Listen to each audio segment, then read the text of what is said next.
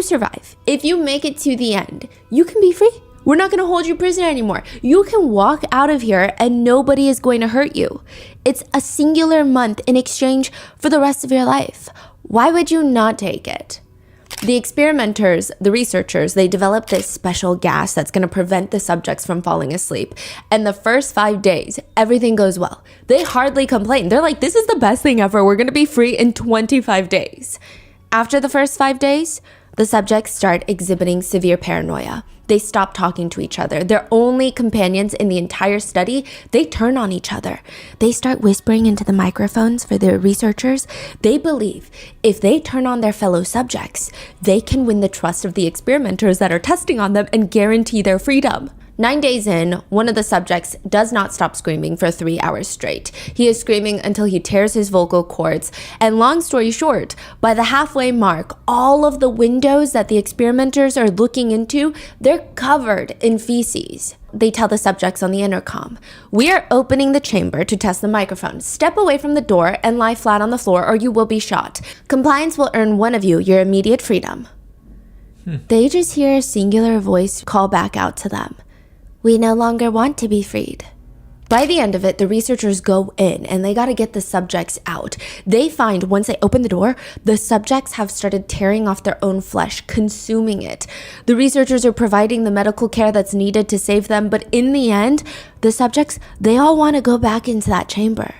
They all want more of that stimulant gas. The same thing that ruined them, turned them into these violent zombie-like creatures. They want that gas. They don't want to sleep. So the experimenters ask, why would you possibly want something that destroyed you? They say, well, I must remain awake. It's an addicting idea, the theory, the concept of what happens to humans if they don't sleep. There are content creators that have been trying to replicate that feeling. TikTok Live being one of the platforms. It's called Disturbed Sleep live streams. This is a whole niche of TikTok live streams. A camera is set up and it's live streaming a tiny little bunker-esque room with a tiny bed. There are neon lights typically everywhere. It's not the type of environment that you're gonna catch some good quality sleep. You have the live streamer on the bed, and then there's this board behind them.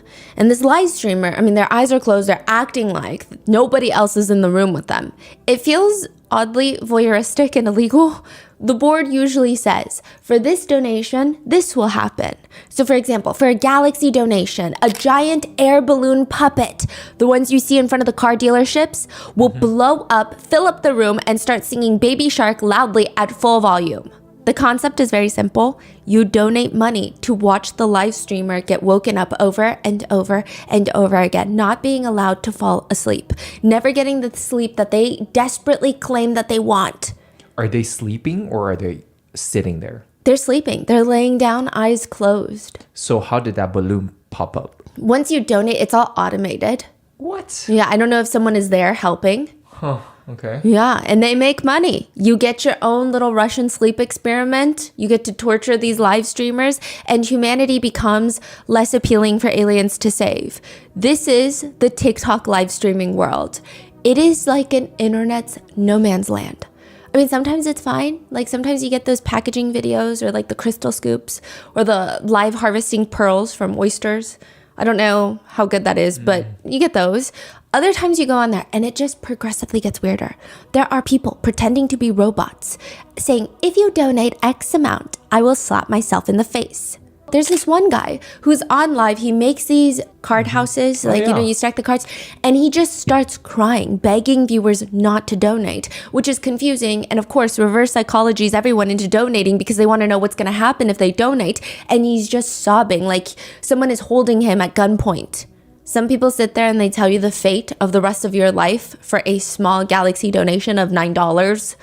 It is the place to breed insanity. And as of recently, a woman named Ash Trevino becomes one of the more perverse additions to TikTok Live. Ash Trevino is a 36-year-old woman from Texas who is very clearly doing well for herself on these TikTok live streams. She claims that the most that she's ever made in a single live stream, one sitting there for 2.5 hours, she received $12,000 in donations. $12,000. And her content is not even that stimulating. Like if you're swiping through TikTok Live, you see a man sleeping next to a giant air balloon puppet, you see a man crying on live, these are gonna capture your attention. She just sits there at her makeup desk on the phone talking to her boyfriend. And you're just listening to them talk. You listen to their conversation like a little fly on the wall. I mean, one of her many boyfriends. One of them is named Francisco, and the live stream is set up to face her. She's got him on speakerphone on a separate phone, and she's all giggly. She's like a little girl in love. She's 36 though, so I guess a woman in love. She puts the phone up to the live stream. 2.3K people watching you right now. Francisco, you just hear his voice. He says, I'm just saying, I'm not going to share advice. Like, if you want to take the time of your day to actually get to know me. You want to take the time of your day to actually get to know me. No, I don't need them to like you. I don't need them to like you, sir. Oh my God. Guys, he's innocent, and I don't care what y'all say, what y'all think. He's innocent, and y'all are going to see that. And when he becomes... What are they commenting? And yeah, they were like, oh, he's not innocent, he's dumb, this and that. Oh, they said he's innocent, but he's in jail. Oh my God, they said, honestly, rip to those who lost their lives. And her viewers, Ash Trevino's viewers, they start turning on her, asking her, why would any of this be funny? Why is this funny to you? Why are you laughing? And she responds angrily, why is it funny? Because you guys are sitting there posting it on my stuff. That's why it's funny. Because y'all are making it seem like some men is guilty of that when he has nothing to do with that. So that's why it's so funny, because y'all are blaming somebody that's innocent. Like, y'all don't even know the whole freaking story, bro. Y'all see what y'all hear and what y'all read, and it's not even the truth. Like, I don't care. I don't care. Which has people begging the question, what did he do? What is he innocent of? March 28th, 2018, 9:30 p.m. The King County sheriffs are called to this apartment complex. It's a big apartment complex. It's one of those where you have multiple different units, multiple different buildings and facilities. And the police, they know why they're called to the apartment, but even when they get there physically, it's like every single resident came out of their unit and now they're just running. They're scrambling. People are running every which way. The entire apartment complex feels like all hell has broken loose. The police go straight to the place where everybody is running away from. They go straight there. They're going in the opposite direction. They get to the side of the apartment complex, and on the pavement, they find two bodies laying there soaked in blood. Two teenage girls, 13-year-old Elizabeth Juarez and 19-year-old Eviana Cortez. And now the question that police have is, why would anybody want to kill two teenage girls? Especially one that's 13. This doesn't even make any sense. What kind of people have it out for them? In 13-year-old Elizabeth's bag, they find a black can of spray paint. And above her body, they see all of this graffiti. They're called like gang tags. You mark your territory, essentially street gangs will, by graffitiing their symbols, their names, their street names, their gang names, their acronyms. And it has been reported that Elizabeth, 13-year-old Elizabeth, was part of the South Side Locos. It's a street gang. And I say was a part of very loosely because she's 13. I barely knew what I was doing at 13. The last thing that I had the mental capacity to do is pledge my loyalty and life to a gang. But apparently, she had seen that a rival from an opposing gang, their rival street gang, was moving into their apartment complex. And prior to moving in, they had come in and graffitied their name, ULK, all over the apartment complex. So as the rival gang member, she goes and she just starts crossing it out. She crosses out their acronyms, crosses out their names, and that is perceived to be a direct threat. Somebody sees her doing this. Now you're gonna think, if you see a little 13-year-old girl graffitiing on the side of the wall, even if you're a part of the opposing gang, I don't know, aren't there codes of conduct? Don't harm children. Would you not just think to yourself, what has this 13-year-old gotten into joining a gang? But no, she is shot and killed. Along with her, Eviana Cortez, who just happened to be there that day. She had nothing to do with the graffiti. Elizabeth is shot in the back of the head and the back of the left thigh. Eviana is shot 4 times to her stomach, leg, and left ear. They are both pronounced dead at the hospital. So he lives there and he just walked out and opened fire? In a car. Yeah. Wow. That is Francisco, and that is what he is in jail for. This is the person that TikToker, if you can even call her that, viral train wreck Ash Trevino is dating and is live streaming, talking to on the phone while he's in prison for these crimes. They said RIP to the people who lost their lives, and she's cackling. She claims that he's innocent, but is he really? 19 shell casings were found at the crime scene, and Francisco's DNA was found on those shell casings. In Francisco's apartment, they find a revolver, a 9mm magazine matching the shell casings left at the crime scene. They find a laser sight for a handgun to help aim. They find loose ammo as well as writing that confirmed Francisco's gang affiliation. They find messages and photos referencing the double homicide on his phone.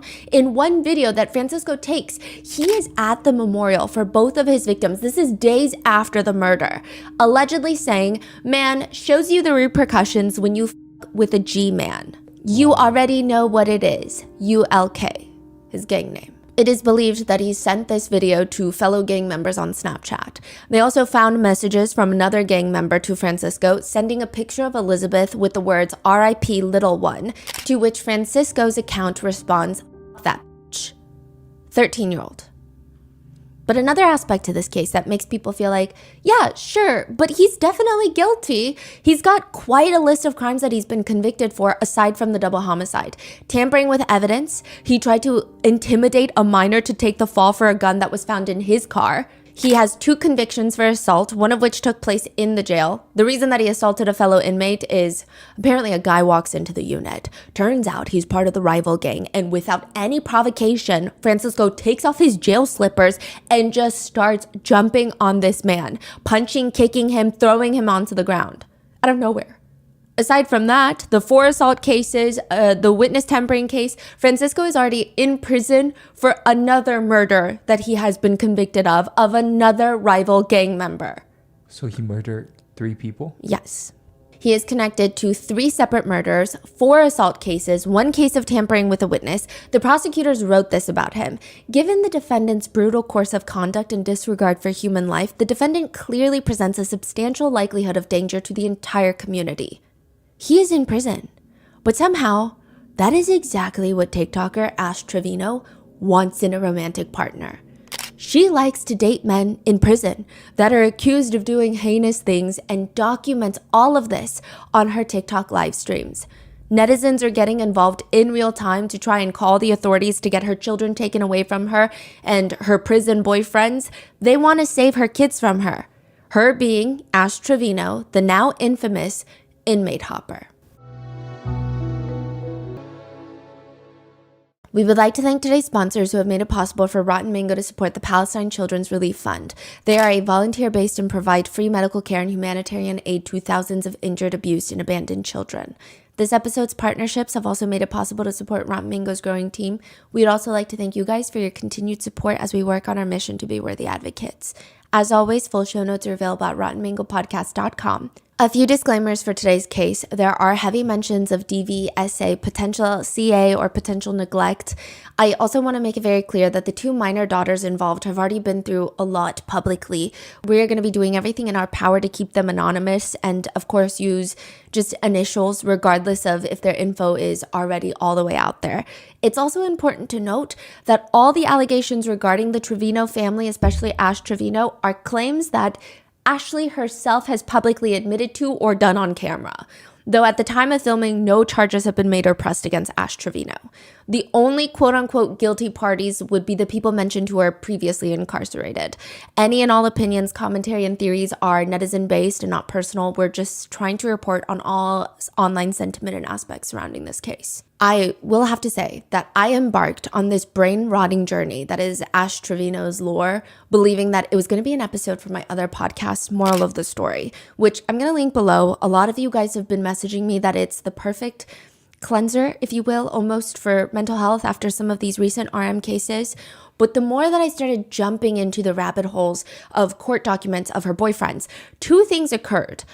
I believe that she is a danger to her children and perhaps even society. And 2, I feel like she has laid eggs in my brain. I feel like my IQ has dropped at least 10 points after listening to her live streams. So with that being said, let's get started. In the past few weeks, the internet has collectively band together to get a CPS case opened on a TikToker named Ash Trevino. Ash Trevino is, I want to say she is constantly live streaming. It's like being a CCTV camera on her phone, just a wall camera, a fly on the wall. How old are her kids? She is 36. She has 2 daughters that are 16 and 13. And she believes that the internet is unjustly trying to get them taken away from her. Ashley addresses this in a live stream saying, Y'all are really trying to get my kids taken from me, and it's not going to happen. Do you know how many CPS cases I've had on me in the last 4 months, and I still have custody of my kids? Like, you do understand when you call CPS, you have to have actual proof that they're in an unfit condition, right? You do understand that, right? For those of y'all that love to call CPS on me, y'all do understand. You have to have proof that my kids are in harm's way, my kids are this, my kids are that, y'all really have to have proof. so here is the list of proof that netizens have gathered against Ash Trevino. Did she just brag about she had 20 cases Yes. on her? And nothing has happened. That's her biggest flex, biggest accomplishment, is evading CPS, falling through the cracks of CPS. In the state of Texas, one of the main things CPS workers are looking for is kitchen and food availability. The guidelines are along the lines of kitchen should have healthy, readily available food. CPS looks for balanced food options like fruits, vegetables, dairy, and proteins to ensure proper child nutrition, which some netizens are pointing out that it seems like the entirety of the food consumption that Ash eats. I mean, there are fitness gurus who have done 40-minute videos on Ash Trevino's diet, just critiquing the way she eats. Her main consumption is hot Cheeto and bean dip. Bean dip, because I'm the bean dip queen. Ashley does these massive grocery hauls that netizens have been dubbing the Red 40 haul, Red 40 after the chemical coloring, because she will spend nearly $800 at the grocery store and just come home with different variations of hot Cheetos and sour candies, which I will say, not having access to healthy produce or fresh food is a big problem, especially in the state of this economy. And I don't think that netizens should dictate what other people eat or don't eat. But a few things.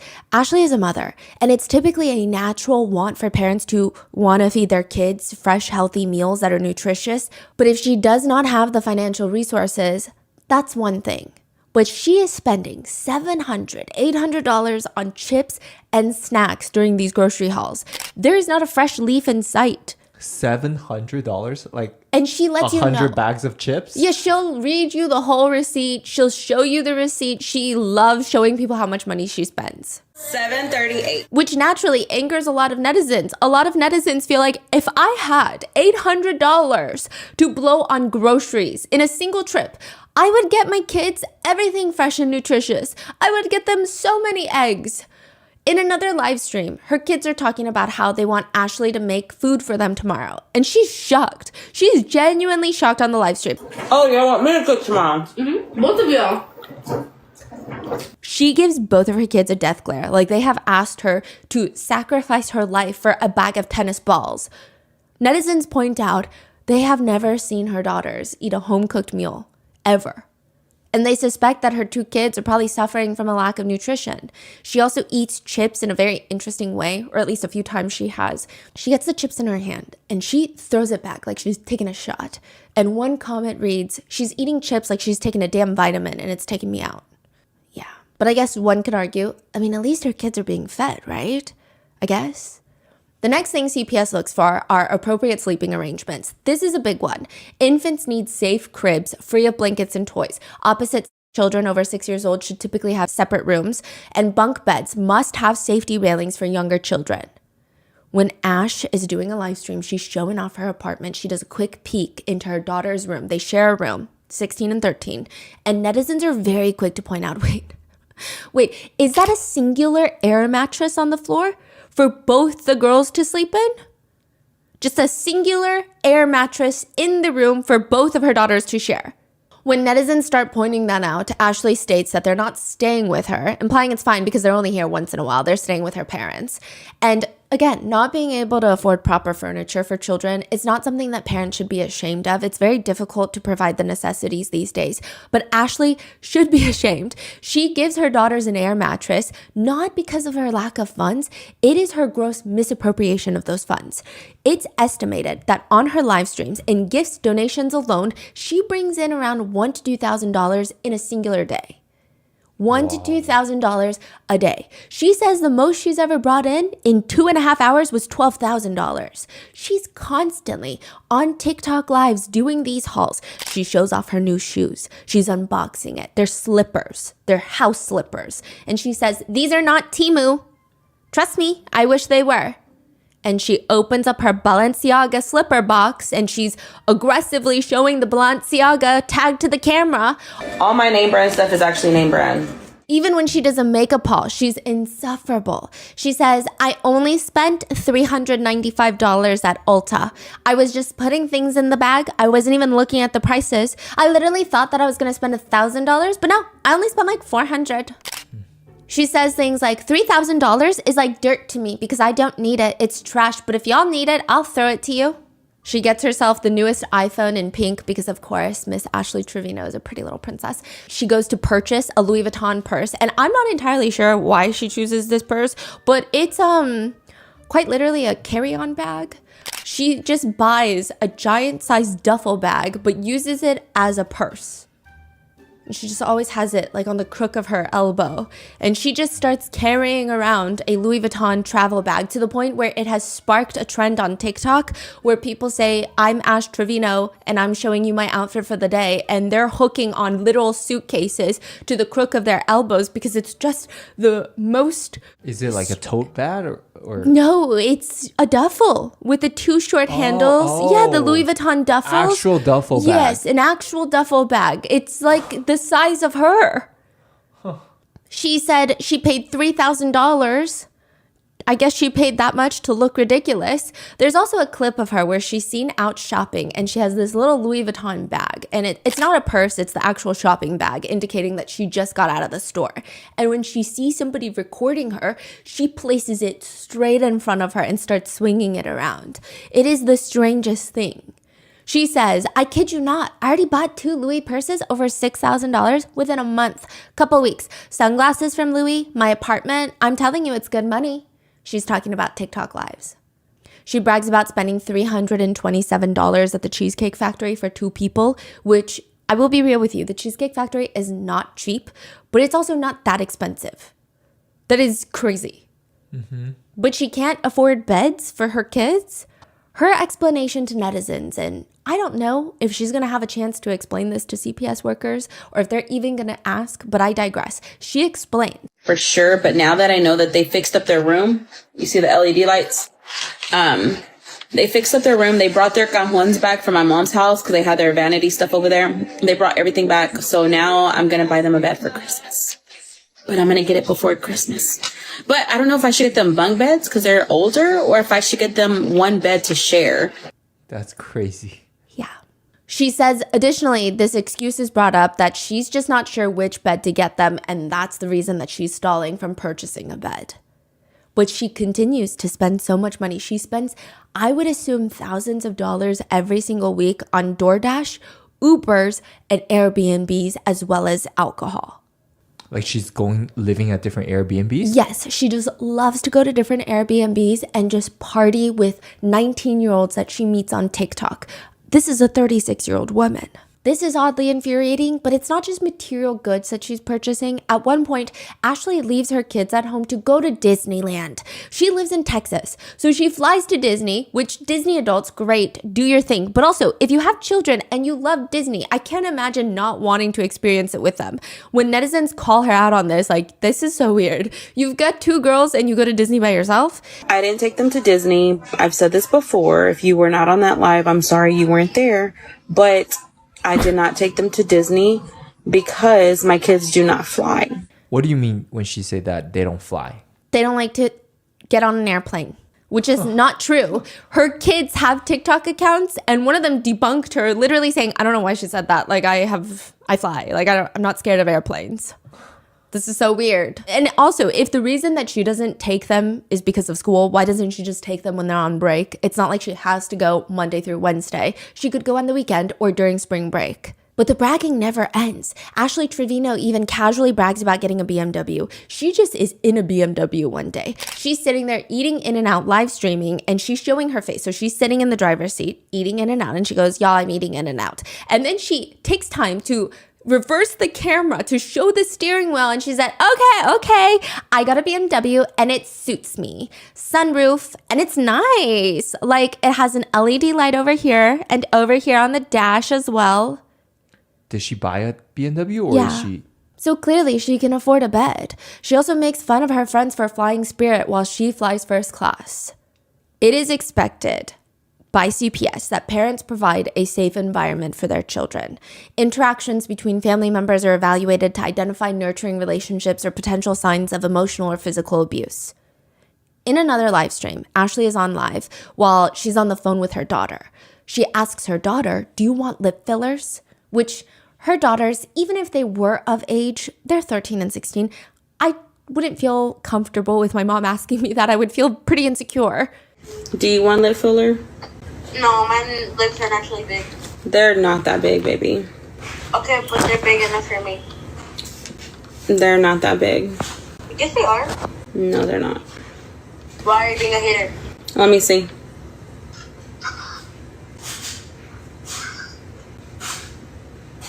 They look like the same size as yours. No, they don't. Mom, yes, they do. And no, they don't.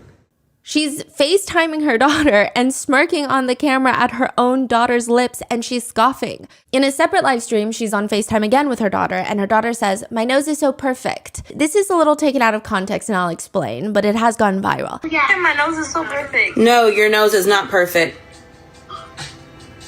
Your nose ain't either. Bye. Now, to be fair, this is because her daughter did get a nose piercing, and this is the FaceTime where she reveals it to her mom. So she does have some right, I guess, to be angry, but not really, because she's not mothering them well anyway, regardless. But netizens don't think that makes this any better. This is the same woman that on live stream, she called her own two daughters slurs while laughing. Such as? Slurs targeted towards the Mexican community. In another clip, she's talking to her kids and they're arguing. I have an A+ in every class. No, you don't. No, you don't. No, you're not. You're not. You're probably barely going to pass anyway, literally. To which comments read, who needs enemies when you have a mom like Ash Trevino? But it's not even just the emotional abuse, because there are so many different pillars on how you take care of children. You can't even just physically provide the necessities. You have to emotionally be there and physically be there for them. Her younger daughter, E, has to go to the hospital one day. They already made it back home. She's on live stream. And Ashley, instead of taking her, jumps on another TikTok live and says, guys, this is my sickly baby. That's the one that I have to go take to the hospital and go get tested in a couple weeks. I'm not going to explain nothing else because she doesn't want me to. Mere minutes later, I don't even think 10 minutes have passed. She says, if y'all want me to tell you about my baby girl's health, go ahead and send the galaxies. Galaxies being $15 donations on TikTok, because there's tiers to the donations. If y'all want me to tell y'all about my baby girl's health, go ahead and send the galaxies. She's willing to sell her daughter's medical history for the highest bidder. In another moment that might end up in a CPS file somewhere, Ashley's live streaming. She's walking into her room dancing to her song called Nunu. We're going to get into that. One of her daughters is throwing up in the hallway. She tells her mom, I just threw up. Mom, I just threw up. You just threw up? Why? I just threw up. You're Let lying. me throw. She turns around and keeps dancing. Mom, I threw up. Why are you dancing? You dancing? Yes. Alexa, stop. Bro, I was jamming Bro, I to threw Nunu. up. Netizens are commenting, the fact that her first instinct is to accuse her of lying? She treats her daughters like they're just roommates in their own home, like there's no relationship between them. For Thanksgiving, for example, Ashley drives her kids. These are the netizens are compiling on Reddit all the things that they want to send to CPS. They're like mass reporting her to CPS. For Thanksgiving, Ashley drives her kids 8 hours to El Paso, Texas, where she's going to stay with who she calls her tia. Tia meaning auntie in Spanish. But this is not Ashley's auntie. This is not the kids' tia. This is a random person that Ashley has met on the internet that she calls auntie. She's not been invited to her own parents' Thanksgiving, so she's going to a random person that she met online to her home, bringing her kids all the way to El Paso, Texas on Thanksgiving, leaving them sick and alone in the Airbnb. She's like, go order DoorDash for Thanksgiving. I'm going to go get drunk at the bars. And she's live streaming all of this. Wait, I'm so sorry. It's Thanksgiving. Yeah. They're going to this stranger's house. Yeah, and then so she rented an Airbnb in El Paso, Texas, and she goes to El Paso to meet up with her auntie that is a stranger that she meets online. She brings her kids, throws them into the Airbnb, and is like, here, order DoorDash because I'm about to go out with the auntie that I met on TikTok and a bunch of her friends. Oh. On Thanksgiving, she's like, just order whatever you want. But it's already not a good look, but it gets worse. While she's posting in El Paso, because she does not understand that live streaming does not mean that you have to stream the entirety of your life, she starts posting about being in El Paso. Another creator on TikTok sees this and posts a TikTok where she is tying her hair up into a messy bun, and she says, when you find out Ashley Trevino is in El Paso, indicating she's trying to fight Ashley Trevino. Ash, a full mother of 2, starts mocking the creator on her live stream. She's like, when you find out Ash Trevino's in El Paso, I'm in El Paso and I'm a your baby daddy. What are you gonna do? She proceeds to tell the girl, then pull up then, and gives out the very specific bar that she will be visiting later that night. She begs the creator to pull up because the creator is GHETTO and they're in the rich neighborhood and the cops are gonna take care of her. Ashley is live streaming at the bar, and I'm not entirely sure why she looks so surprised when the creator that she has been taunting the entire night does indeed show up to the bar. Since she's pretty much given out her GPS coordinates and everything, she's just sitting there while the other creator is saying, you asked me to pull up, and now you don't want to say anything, you asked me to pull up. The situation escalates to some mediocre hair pulling before everybody is kicked out of the establishment. The other creator goes on live to talk about what happened, and she says, this is me. I was like, so you tell me to pull up? You tell me to pull up? And Ash starts getting up. So I went and I grabbed her hair. I snatched that. Bro, tell me why her hair feels like grass, bro. I grabbed it and it ripped off. Ash is later live streaming, brushing her hair with her fingers, saying, I don't even have my bobby pin anymore. I think she took it. I really do think she took it like for an autograph or something because I don't have it anymore. You would have thought like a that didn't like me was gonna swing. She would have swung at the okay? This pulls my hair. Like it's the first reaction this does. And I'm like, she pulled my hair. And this is fat as this is really fat. She's saying all of this in the car while the stranger that she met on TikTok, the auntie, is driving. But now, to some extent, this auntie is intoxicated. They were live streaming in the bar where viewers clearly see her drinking. So now the drinking and driving is being live documented. When they get back to the auntie's house, the kids end up coming there, and E, the younger daughter, is not feeling well. She feels sick. She wants to throw up. On top of that, she's likely stressed and freaking out, or at least anxious about the bar fight that Ashley got into because she tells Ashley, I saw the video of what happened at the bar. Like I was watching the live. And if you're wondering, how do I know all of this? It's because Ashley is still live streaming right now at the auntie's house. And when they're at the Tia's house, when the night is over, the Tia's ex-boyfriend and his new girlfriend come over and a whole fight breaks out. Ashley is live streaming. You can't see too much. The cameraman is not doing their job because they're in the middle of the fight. Eventually, Ashley decides to call the police, but she's still live streaming. She does not turn it off. She does not mute her phone. She goes on to tell the police that they need to hurry and come, and here is the address. She says her auntie's full residential home address on the live stream. She doxes this auntie's place of residence, but also the place that she brought her children to. The police leave, and the auntie and all of them go back to Ashley's rented Airbnb because they don't feel safe there anymore. Which, side note, this is actually where a viral TikTok clip is formed. Ash Trevino calls her private parts her nunu. And she has this whole song about it. And people have this running joke that her nunu, her private spots, are quite smelly. They don't smell good. And there's this one clip that's been taken out of context. Why does she call it Nunu? I have no clue. Okay. Yeah. And she's asking her auntie, does it smell? Yeah, does it smell? Does it smell? Does it smell in there? Does it smell? Does it smell? Does it smell? Did it smell? Did it smell? And she's asking her like 10 times while she's on live stream. Did it smell? Did it smell? The context of this is she was vaping in the bathroom and she didn't want her kids to know that she was vaping in the bathroom. But that doesn't even make sense because they're in a different live. She was caught giving her kids her vape to use.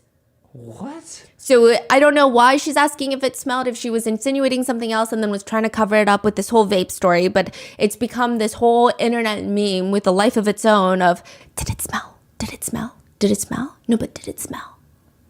So the group of them, they're now back at Ashley's Airbnb and the daughters are there. Ashley is live streaming and she's standing there chowing down on fries. And you just hear the auntie talking to her because a physical fight broke out to, I don't know the extent, but it seems like to some extent there was domestic violence. This is the auntie's ex-boyfriend that came and a physical altercation took place between him and the auntie. And the auntie, she's dry heaving because it's pretty clear that from the perspective of the live stream, she was harmed physically to some level. She tells Ashley, I don't know how much abuse I told you about, but I never told my daughter about it. It is so ridiculous because Ashley continues chowing down on the fries that someone even comments, and back to the food we go. The El Paso incident, it becomes dubbed that in the Ash Trevino lore, is just this incredibly idiotic and unsafe situation. The drinking and driving, obviously, but also the fact that Ashley is egging a stranger to come and fight her, even though her kids are in town. She doxes her auntie. She confronts the stranger at the bar. I mean, there's so much going on and it's just flat out dumb. But the most mind-numbing thing, the most mind-numbing part of all of this is this isn't even the first time that somebody pulls up to fight Ashley. She has been through this whole rodeo before. Ashley has started getting herself into altercations with other TikTokers, one of them being a creator by the name of Tampa Bay, who has taken the initiative to create a GoFundMe to support her travel fees to go to Ashley's home to physically assault her and pull up, which I like to mind my own business most of the time. I don't know the first thing about Tampa Bay, but I do know that Ashley should understand that whatever she is doing online is going to come back to her kids. There are creators out there that are wanting to find Ashley's home and confront her home where her kids often stay. It's a dangerous situation overall. Ashley would even tell Tampa Bay, pull up to my house then, pull up. Tampa Bay said she was gonna come in 5 weeks. I'll be waiting. Tampa Bay does in fact pull up. Thankfully, the kids are fine. Well, fine in that situation, but Ashley has repeatedly doxed her home address with no regard for her kids' safety. There have been incidents where the children, have noticed strange cars driving around, scoping out their house, and naturally they get very concerned, they get very anxious, very worried. They call the police. The two daughters and Ashley are home. Ashley is home. The guardian is home. The police arrive. They have to take a report. Ashley lets her two girls talk to the police officer while she stands there, pointing her finger in the air, holding up her phone. She's in the midst of a very intense, cutthroat TikTok battle. This is how she signals donate, donate. So you know TikTok battles, you see the lifeline go up and you're trying to get donations to beat the other creator. You have to keep doing some tapping motion to indicate like donate, donate, donate. This is her favorite thing, to tap in the air. And that means donate to me, donate to me. And she's tapping. I mean, nothing, not even her safety, her children's safety is going to get in the way of her getting those freaking galaxies. She goes out to the front to get a view of the cop car. She's showing this in the back, the officer, and she's whispering, double it, double it, double it, double it, double it, double it. Come on, double it, double it, double it. Is she whispering or? Yeah, but I'm sure the officer can hear her. What the fuck? Yeah. In another clip, she tells the live that her daughter has a burn, and she asks, what can I put on their burn? She's on the phone with her friend who says, I really think you should take your daughter to urgent care if it's bad. Can you send me a picture of it? Ugh, then I'm gonna have to get a freaking Uber. Okay, just because you have to get an Uber doesn't mean you shouldn't take her to the freaking urgent care. I know, but I have to get up early tomorrow. So now she is physically neglecting her children as well. But it does get worse. When one is watching an Ash Trevino live stream, there's always one thing that gets brought up, used, seen, just peeking from the side somewhere like a little stalker, and it's her adult device, specifically one that is shaped like a rose. I'm just going to call it the rose, the haunted rose. And when she is confronted with the fact that she just has him laying it around in a home where she has a 13 and 16-year-old daughter. I mean, why? Why not put it in a drawer like a normal person? She's asked on live, why do people support you when you have toys in front of your minor kids? And she screams, do they f***ing use them? They still touch them, asking, what should we name these? So to give you some context, there was an incident that this creator is referring to from a separate live stream. She's charging the haunted rose. And I guess one of her kids spots it and is like, what is this that's charging? Ew, why is that thing charging? Can you leave my rose alone? Bro, leave my rose alone. She needs me in a little bit. And the daughter asks, what's her name? Who? The rose, what's her name? Oh, I haven't named her yet. What should we name her? We should name her H. She says her name, her own name. The daughter says her own name because she's 16. She doesn't know what's going on. And the mom says, ew, I don't want to name her that.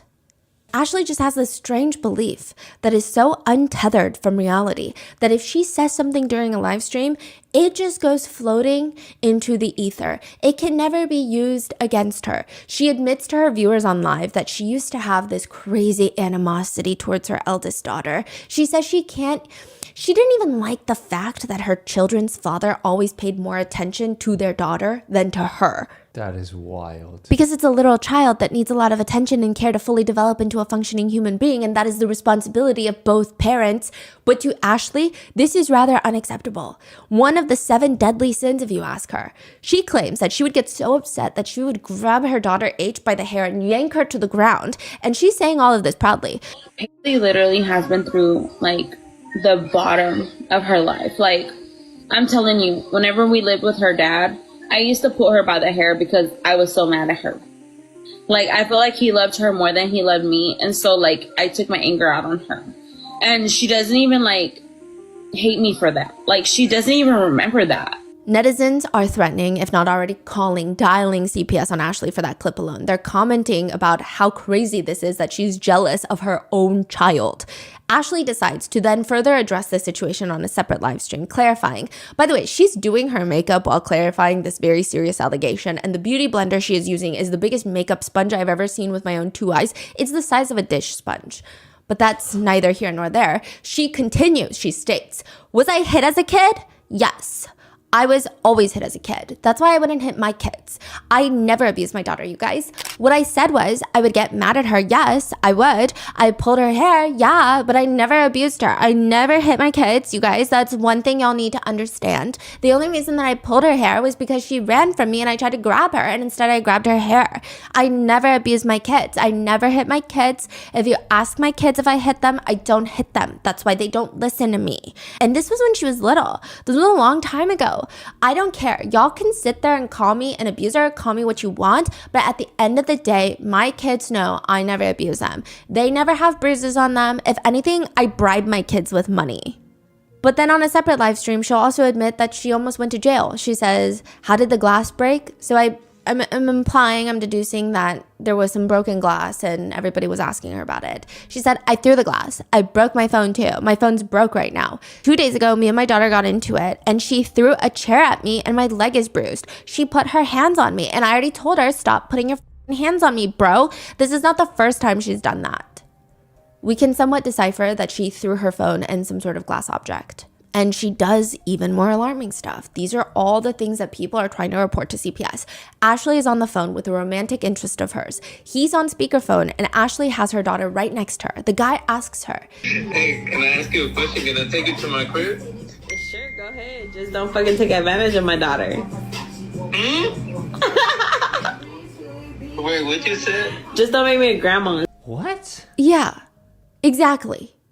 Okay. It just reminds me very much of Jennifer Soto. Yeah. Why are you even saying that? Why are you bringing up Woody Allen right now? Yeah. Later on a live stream, she says, it's like one of my kids. She meets a guy. She likes him. Hypothetically, this is what she's saying hypothetically. She wants to do something. The guy asks her, how old are you? She says, I'm 18. I'm 17. She's 15 at this point.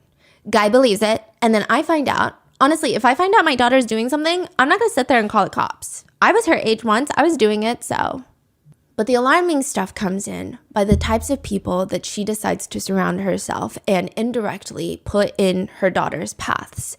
She goes on a live stream to talk about writing to Chris Watts, the infamous killer who killed his wife and his 2 kids. Her friend tells her that he's evil, that he killed his wife and kids. And Ashley responds, well, maybe he killed his wife because he's not happy. Here we go. And said that the episode on Chris Watts on some sort of crime show made her fall asleep. What does that imply? Like, It's just rude. What do you mean? 3 people lost their lives and you're falling asleep on the couch? Just turn it off. Why are you saying this? What's happening right now? Do you know what an inmate hopper is? It's someone who likes to date inmates and will jump from one inmate to another. Typically, I would imagine they themselves are not an inmate, so instead of on Hinge, they're exclusively finding romantic partners on writeaprisoner.com. And Ashley Trevino gets known on TikTok for being an inmate hopper. But it really all starts with this very awkward moment when she live streams herself picking up her boyfriend of 9 months from jail while he's being released. wait, is this the one that happened? No, that was a separate person who likes to sleep with inmates when they get out, or she slept with one inmate and it was connected to Wade Wilson because she was like, Wade Wilson, hi, and then would cover. Yeah, it's like a thing. It's a thing, yes. She brings him to this hotel room. There's a giant heart on the hotel bed made out of roses. She has a whole snack basket picked out for him, and he's just walking in, and the whole live stream is uncomfortably awkward. He's ignoring her. He doesn't seem excited to be there. He doesn't even look excited to be a free man. It almost appears by some netizens' perspectives that the prospect of him getting into bed with Ashley Trevino, he'd rather go back into his cell. And the energy, the visuals are just off, and people are commenting. I remember when my ex came out of jail, he literally could not stop touching me nonstop. He would not stop holding me. He would not stop paying attention to me. Jesse showed no interest in her. This is so sad. It is pretty clear that Jesse was likely using her for commissary funds when he was in prison. Even when they live stream together, he looks like he wants to keep a safe 6 feet social distancing space between them. But before you even feel a tiny, modest sympathy for Ashley, she also gets upset when Jesse wants to see his own children because she doesn't want his child's mother in his life. Within 3 days of Jesse being out, she's calling him her husband. People are confronting her about the fact that he has his child's mother's face tattooed on him, and they tell her, hey, are you not upset? They're just trying to start drama. Okay, they're egging her on, the netizens. They're like, are you not upset? You don't want your face tattooed on Jesse? And she gets very defensive. I'm good. I don't need a tattoo to symbolize what I am to my husband. As long as I know where I stand with my husband, we're fine. But she gets his TikTok handle tattooed on her. Not even his name, the TikTok handle. Like, at Rotten Mango, imagine you tattooing that. Wait, she tattooed it on her body? Yes, his TikTok handle. What? The relationship lasts somewhere in the ballpark of 8 business days before Ashley is on live stream ranting, clapping her hands as if we are the ones to blame for this. She says, and that's what irritates me. Y'all think you know him? Y'all don't, bro. I was with him for 9 months, holding him down, and he's talked so much crap about me. The tears that I have to hold back when I see him. Look, he's requesting again to be in my live stream. He's requesting again. Jesse is not a nice person. Jesse is a really mean, ugly person. Y'all don't know what I've had to endure the last 2 weeks, okay?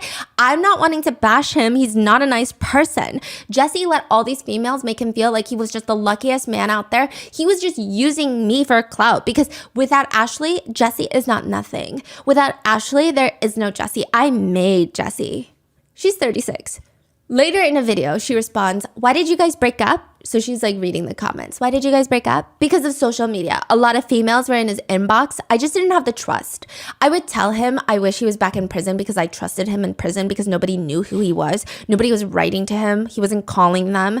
You know, when he came out, I let him have social media. I gave him a little cheat phone. I told him, make a TikTok. I said, make a TikTok, babe. And that was my biggest mistake, was to let him get involved in the social media life.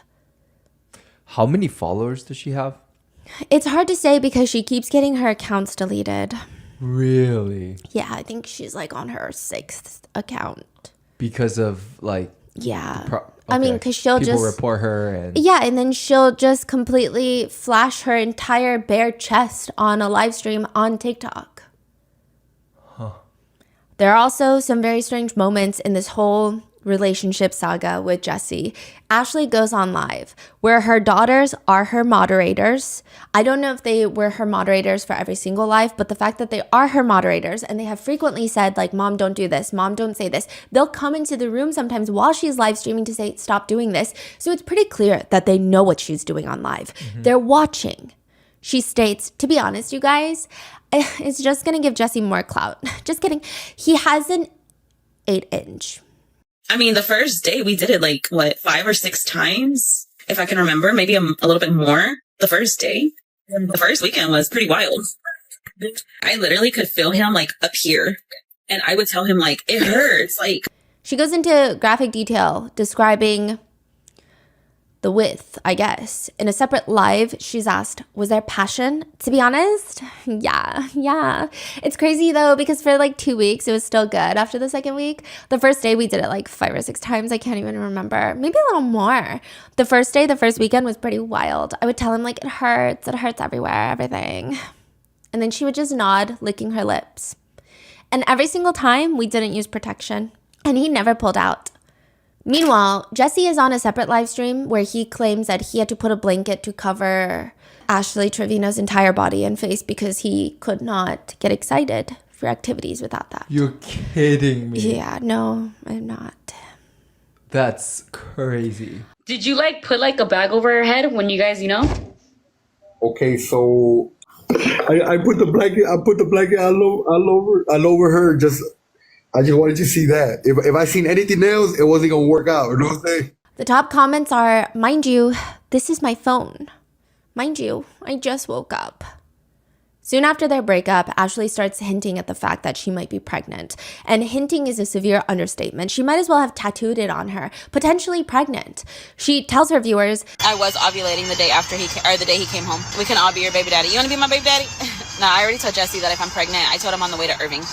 I said, on the way to Irving, I told him, I said, look, if I'm pregnant, because I told him, I said, I start my period in 3 days. And he's like, what are you telling me? I said, I'm just saying, I start my period in 3 days. And he's like, what are you telling me, Ashley? And I was like, no, I'm just saying, like, just in case, something happens and I'm pregnant, I don't need you to be there for me. I said, I can raise this baby on my own. I've raised 2 of them on my own. I don't need you to be here to raise my baby. people were so confused by this. People start putting the dates together, and Ashley's digital footprint has likely accelerated climate change by at least 24 months. She is live streaming every single waking moment of her day, which is not a great thing to do if you don't want to get caught in your own lies. People are running through the timelines to point out, wait, if she was pregnant, then she had her period on this date, then she would have known that she was pregnant if she missed her period. But those days that she would have known that she was pregnant or potentially pregnant, she was just drinking and live streaming all the time. When she's confronted with this, netizens are very upset because that's a very serious thing to do, is drink while potentially pregnant. And she says she's drinking because she's not 1,000% confident that she's pregnant when you can just take a pregnancy test. She says that she merely has a suspicion that she's pregnant, but she didn't take a test yet. It is the very accurate, very true intellectual theory that if you don't know, it does not exist. She says, once I find out for sure that I'm pregnant, I'm not drinking. I am off of it for 9 months. But she's also very upset that her viewers care about her drinking alcohol and potentially being pregnant. She says, I'm not going to answer yes or no if I'm pregnant. That's not what I'm going to do. You're going to have to wait. Y'all are not anybody important to me. So for me to just sit here and say, no, I'm not pregnant. Yes, I'm pregnant. Y'all are not important to me. I don't even know you. Very quickly, the newfound pregnancy becomes Ashley's entire personality. She streams, y'all, I have never been so scared to bring a baby into this world. Because when I brought them to, I was with their dad. Me and their dad were married each time. They were planned. This one was planned too, but I'm not with Jessie no more, and I'm scared. I'm scared. Wait, is she pregnant or? We don't know. She's just like crying about it. Yeah. In another live stream, though, she complains, Today, my back has been killing the fuck out of me. Like, I told Lisa, I said, girl, I feel like I'm about to start my period. And I just got off my period.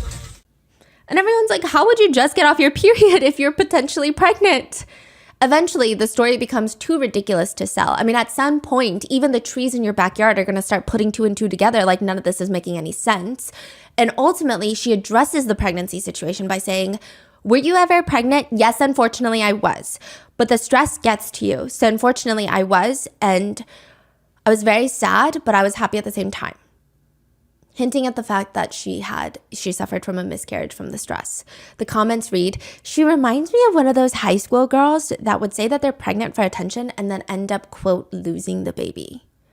But later on, Jesse explains in a live stream that Ashley terminated the pregnancy, or at least that's what he thought, that she did not suffer from a miscarriage. To which Ashley responds on live, Nobody was supposed to know that I had an abortion. And he literally just told everybody that I had an abortion. But I had an abortion because I didn't want to have his baby. Hey, Daddy. I absolutely believe in my freedom of choice as a woman, but I think the difference between having it be a choice versus having a miscarriage are completely separate things, especially in this situation. She originally claimed that she lost her baby due to stress, and that is not a choice. Netizens were obviously sympathizing with her after that, and even had she said, I made the choice to do this because I don't think I'm going to be a fit parent to a newborn right now, I mean, I guess it depends on everybody's beliefs, but I think that's perfectly normal. But netizens were obviously sympathizing with her, donating so much more to her because they thought that she had suffered this very traumatic thing that a lot of netizens can relate to. But it was a lie. In another clip, she says, He's just mad because I aborted our baby. I never wanted to have his kid anyways. I'm literally glad I got rid of our baby. I didn't want nothing from you. What makes this even worse is the fact that in a separate live stream, this is when she was telling the whole world and everybody's mother that she might be pregnant. She says, if I'm pregnant, I'm keeping the baby. I already told my kids. I told them, there's a possibility. So she's getting her minor children emotionally and potentially just mentally involved in this. With Jesse's relationship with Ash Trevino, that's where she really starts gaining a lot of TikTok fame. But people find out this is not her first relationship with an inmate. In fact, there was a previous one that she documented heavily through Instagram by the name of Isaiah Gonzalez. This was her previous husband that was in prison. She'd introduced her children to them. She had brought her 2 very young daughters. At this point, the eldest was about 10 years old, when she brings them to prison to meet this prisoner that she has now decided to marry. How do we know about this? She has documented it all over Instagram and then slowly starts talking about it on live. So through her Instagram, we find out that she's posting pictures of the girls visiting Isaiah Gonzalez. And she writes, we had a great visit today and so blessed that both of our girls were able to go see daddy. This is the part that is so sick and twisted.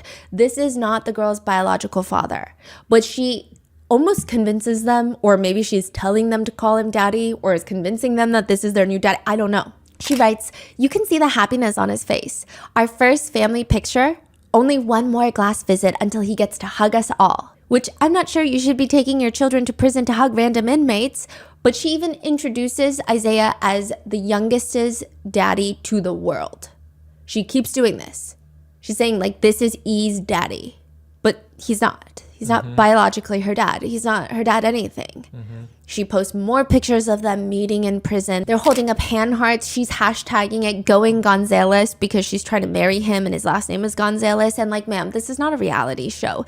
She'll hashtag Love on Lockdown. My heart is in Iowa Park, which is where his prison is located. But should her heart not be at home with her own 2 children? She posts another one where Isaiah is holding E, her youngest daughter, in his arms, physically, during visitation. She captions it, today we had the best visit with my husband and her daddy. It's always hard leaving him behind. Again, this is not E's biological father, let alone her daddy, her dad. This is just some random inmate. Love all the time we get with him and his smile says it all. Just a daddy and his baby girl. It's sad when she runs back for one more hug before we leave, but their bond is unbreakable. I do want to preface this by saying, I think with the way America likes to incarcerate people for just pretty much everything. There are people in prison for possessing weed. There are people in jail for allegedly being involved in an incident involving the United Healthcare CEO. There are a lot of reasons that people are incarcerated that a lot of people might not necessarily think they should be incarcerated for. I think that for a lot of inmates, having a strong support system outside of prison waiting for them when they get out, it does help rehabilitate them. Again, I'm talking for drug possession charges, things of that nature, health insurance fraud related charges involving massive healthcare companies, things of that nature. I think it's important for these people to have support, and I have a lot of respect for their partners and families that give them that while they're still being part of society and having to deal with the stigma of having a loved one in prison. However, finding inmates to date because you like the idea of being a prison wife is beyond my level of comprehension. Ashley posts on Instagram, August of 2019. She posts 2 pictures captioning, "Life had us in different paths, but just know he makes me happy and he asked me to marry him and I said yes. I am future Mrs. Gonzalez." She goes on this whole rant. For those of y'all that know, y'all know, LOL. And for those of who don't know, now y'all do. People are going to judge us, but like we say, screw what y'all think. I have been here for him and plan to continue that throughout his entire journey that God has given us. Yes, he is away from me, but these years will go by so fast and I can't wait to become Mrs. Gonzalez. If y'all don't like us being together, then feel free to delete me, but he wanted me to let everybody know that he is mine and I am his. And for those of y'all that don't know, he asked me to marry him and got the blessings we needed to move forward with that. By the way, don't let those hate letters think it's gonna stop us. Soon being a prison wife becomes her whole DNA profile. She posts, "I'm a prison wife. My relationship is based on letters, time-restricted phone calls and visits that are few and far between. I'm judged for staying with a man that I could never imagine leaving. I go to bed alone every night and hold it down on the outside while he comes home. I never know when he'll be involved in a riot or moved far away from me. Despite all of this, he is worth the wait." So do we know what was his... We're about to get Okay, there, okay. yeah. She shows off sending 120 pictures, which I can only imagine they're X-rated pictures. She likes to say things like, being a prison wife is expensive, and I'm realizing that now because not only do I have my own bills, I still help him. He doesn't ask me for money though. It's just one thing that if I do, it's because I want to. I feel like it's my responsibility as a prison wife. Which, side note, a lot of inmates have stated that when it comes to picking a pen pal, if they have a choice, they do not go for the girls that are aesthetically conventionally the most attractive. They will go for the ones that they believe are the most desperate, the one that is craving a compliment, dying for attention, because that is who is going to put money in their commissary. It's like a job. You want minimum effort, maximum financial reward. They sit there, write letters, it takes time, but the inmates have time and they get taken care of through financial ways. I don't think Ash Treviro will agree with this sentiment. Yeah, she might think that she is the love of their life, the apple to their eyes. They're all peas in a pod. And if you send pictures, like Ash Trevino has sent 120 plus pictures in one go to be exact, they will 99% of the time pass around those pictures.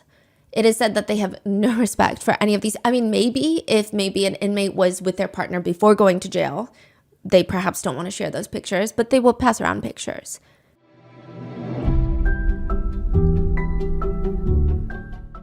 Having an amazing product or service is a massive part about owning a business. I stalk some of your Instagrams and you guys have such artistic abilities. And I know that a lot of you guys write about starting your own shop, but it's often the business behind the business that makes all the difference.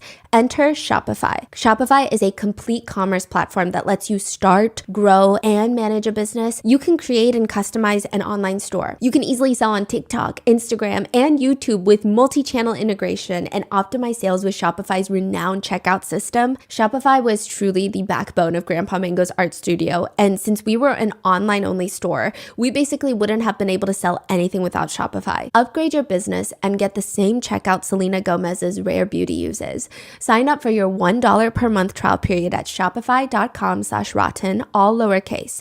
Go to shopify.com/rotten to upgrade your selling today. Shopify.com/rotten.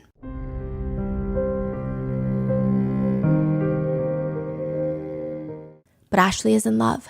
She posts wedding pictures with Isaiah Gonzalez, which are just pictures by herself, holding his picture because he's incarcerated. They're not going to let him out and take furlough to take wedding pics. So it's just her in the middle of the road, a literal road, wearing a black dress and a white flower crown, writing, "There is going to be a long road ahead of us in this journey, but with God, we will get through it. Right here in these pics, I'm walking that road alone." Hence why she's on the road. And to give her some credit, the road is empty.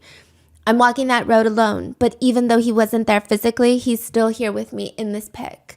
This life isn't for everyone, but it is for me. Hashtag Mrs. Gonzalez. Hashtag my life is behind those walls. This is where things start to escalate. On a live stream, Ashley is telling the story of how she first met Isaiah because people start bringing it up. They're like, okay, so Jesse was not your first prison boyfriend, your first inmate boyfriend. So who is Isaiah that we found on your Instagram? And she says, well, everyone's wondering why this has happened. Oh, by the way, it is speculated that for all of her prison boyfriends, she's met some of them through Write a Prisoner, websites where you can see pictures of prisoners and decide if you want to be their pen pal or not. But those who know how the prison system works, they speculate that she is pretty well known in certain prisons, that she will talk to an inmate, they will recommend her to other fellow inmates. They'll say, hey, talk to this girl because she's going to put some money in your commissary.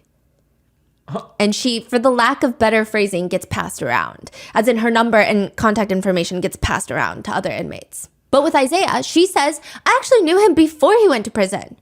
She says, my prison life started in 2019. I reconnected with an old childhood friend, okay? She says, okay, a lot. She also says, just kidding a lot, when she's definitely not just kidding. So, my prison life started in 2019. I reconnected with an old childhood friend, okay? Yes, I am 6 years older than this man. He is still currently serving time in TDC. So we reconnected back in March of 2019. We wrote snail mail letters up until August 2019. Then I set the phone up for this man. On our first phone call, he asked me to marry him. I liked him, so I said yes, and I've known him for years. So after 10 years of not seeing each other, he puts me on his visitation list. I come to go visit him. I drive almost 3 hours, and then we start the marriage process. We get married in November of 2019. But mind you, I was visiting this man every weekend up until 2020, then COVID hits, and they shut visits down completely in March. I knew him since since he was 11. I knew him since he was 11 and I was like 15 or 16, maybe younger, because I was like 15. So he had to have been like 9 when I first met him. They used to go to our church. I remember telling his mom, because I always thought he was a cute little boy, but I was older and I was already dating the kid's dad, so I couldn't be with him, Wait, she said I was dating the kid's dad? Yeah, they were high school sweethearts. So she was dating someone age appropriate because she's 15. He was like 15, I think. He was around the same age as her. And she was interested in a 9-year-old boy. Oh. Yeah, which is very alarming. Wait, I'm so sorry. What is dad? Someone's dad mean? The kid's dad. So she has 2 daughters. Their biological father is her high school sweetheart. Got it. That she started dating when she was 15. But she's saying, when I was 15, I was dating the kid's father. My kid's father, not his dad. But he was 9 and I couldn't be with him, And she says, once I got married, I used to always tell his mom. She used to tell Isaiah's mom, because he grew up quick. I would tell his mom, like, I'm going to be your daughter-in-law one day. I'm going to be your daughter-in-law one day. And she's like, no, you're not. My son is too young for you. And then in 2019, I reconnected with her son. In prison. Yeah. Which is incredibly creepy. But she clarifies, okay, Isaiah was a minor when we first met, but I didn't date him when he was a minor. I'm not sure how she thought that sentence would help her case. Nevertheless, she gets 3 tattoos of Isaiah on her. One of their wedding date on her finger, Isaiah on one wrist, Gonzalez on the other wrist, and these tattoos are huge. It would be more inconspicuous for her to wear 5 Apple Watches on one hand. It's that aggressively noticeable. Like on top or bottom? On top, and it's just like massive cursive. The whole wrist. And within 5 months, she announces her divorce. But one thing that has always gotten to people is that Ashley explains that Isaiah went into prison at 15 and he won't be eligible for parole until 2032. And if he doesn't get parole, he's not going to be released until 2055. So people are like, that's a very long time for a 15-year-old to get sentenced. 40 years for a 15-year-old to get sentenced. Whatever he did must be really bad because he was 15. So they start looking into his criminal history. 1 count of aggravated robbery, 1 count arson, and 1 count of murder. Sentenced to 45 years in prison. When Isaiah was 15 years old, he was involved in a very, very meticulously planned robbery that ends in a man's murder. His friend Ruben was working at an Exxon gas station when Muhammad, his boss, decides he's going to go make a night bank deposit. He's going to take cash from the gas station and deposit it at the bank. Ruben texts his friends, 2 other people and Isaiah, so 3 people. They're in a car waiting for Muhammad. They catch him on the road and they stop him. They rob him of all his cash. They know exactly which route he takes, which bank he was going to, how much he has. This is all a very well thought out plan, meticulously done. They pull up to stop him and one of the friends ends up shooting him. They kill him. They drag his body into the woods. They set Muhammad's car on fire and they leave. Eric is the one who fired the shots. He takes $4,000. Isaiah takes home $1,000 from this robbery. And they promptly spend it on whilst bragging to everybody about killing Muhammad. Muhammad has a wife and 7 kids. He has 6 daughters and a son. But sure, I guess that's hilarious. How is that hilarious? Why would it be hilarious? They're laughing to everyone they know. They just think it's so funny. He was sentenced to 45 years in prison in 2011. Sure, he was 15. But, I mean, we all knew better at 15. This is not a situation where I don't think anyone can confidently say he was so young, he didn't know what he was doing, unless you're Ashley Trevino. But Ashley is posting on Instagram a word vomit collage. Second look Saturday. Meet Isaiah. He was given a 45-year sentence at 16 years old. Over the past 10 years, he earned his GED, OSHA, Electrical Level 1, Construction Craft Skills, Construction Site Safety Corps, all level certifications. In that period, he has also gotten married and become a wonderful stepdad to 2 beautiful daughters. He loves spending every weekend with his family during visitation at the All Red unit. He is involved in working as a supply clerk. Isaiah is also a talented artist who wants to continue his craft by opening up his own business once he returns to the free world. Isaiah plans on pursuing additional collegiate degrees. Isaiah believes that God will bring him home sooner than his release date. Isaiah is ready for the day when he can be given a second look. She posts, "So blessed my husband was chosen to be the second look person today. Let's pray we can bring him home soon.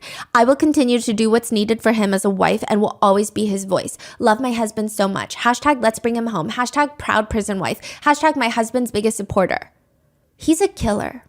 The worst part is Ashley is very proud of all of this. She TikTok live battles with someone talking about her inmate hopping ways, and the other creator says, "That is a lot. How many inmates have you been with? Like 26, you said?" It's like 30 now. Probably 26 in the last 5 years. That is a lot. And she's nodding and smiling like it's something that everyone should do. And they ask her, let me ask you a question. Why do you prefer inmates? I prefer inmates because I feel like if you're gonna get hurt, it's better to get hurt while they're incarcerated than out here in the free world. Because like I just said earlier, my ex Jesse, when he actually left and we broke up, that one hurt. I still feel hurt to this day. She likes the fact that they have no options. Yeah. In another creator battle, she straight up asks the other creator, "You haven't heard Ashley the inmate hopper?" I actually married someone who was incarcerated in 2019. We actually knew each other from out here though, and he's actually younger than me. So we reconnected. I became his prison wife, and that's where I met a lot of people that I talk to still. And it just went from there. When we separated, I went with another one and it just went on. Okay, let me ask you, have you ever been with somebody that's not incarcerated? Besides the father to your children, which they're broken up, clearly. And she's shaking her head no. It just doesn't pan out for you? Or you just don't want it if they're not inmates. So my actual last relationship out here in the free world was in 2018, and we lived together and everything. And then I started getting inmates, and I've had like guys here and there in between, but I don't know. To say my last relationship out here in the free world is already such a wild sentence to utter. She will be on the phone with inmates during her live streams, just spewing words out of her mouth. "You're my 30th inmate. Did I not tell you that? You really are. I swear, I've been with 30 inmates. Now I'm in like a prison sister-wife relationship." You're my 30th inmate. Did I not tell you that? I'm not with no one, just with you, but I've already married 2. You're stupid. I mean, now I'm in a prison sister-wife relationship. Because I guess the other prisoner she's talking to has a wife. What? she will call them. The conversation is like brief, I'm assuming, because No, they can't talk all day long, right? No, but sometimes it's not brief. It's not like 5 minutes. It's like 10, 15, sometimes more. And this is highly not allowed by most prison facility standards. You cannot be live streaming a prisoner's calls like that. You have to get proper permission. Right. And But she's just doing streaming. it. Oh. Yeah.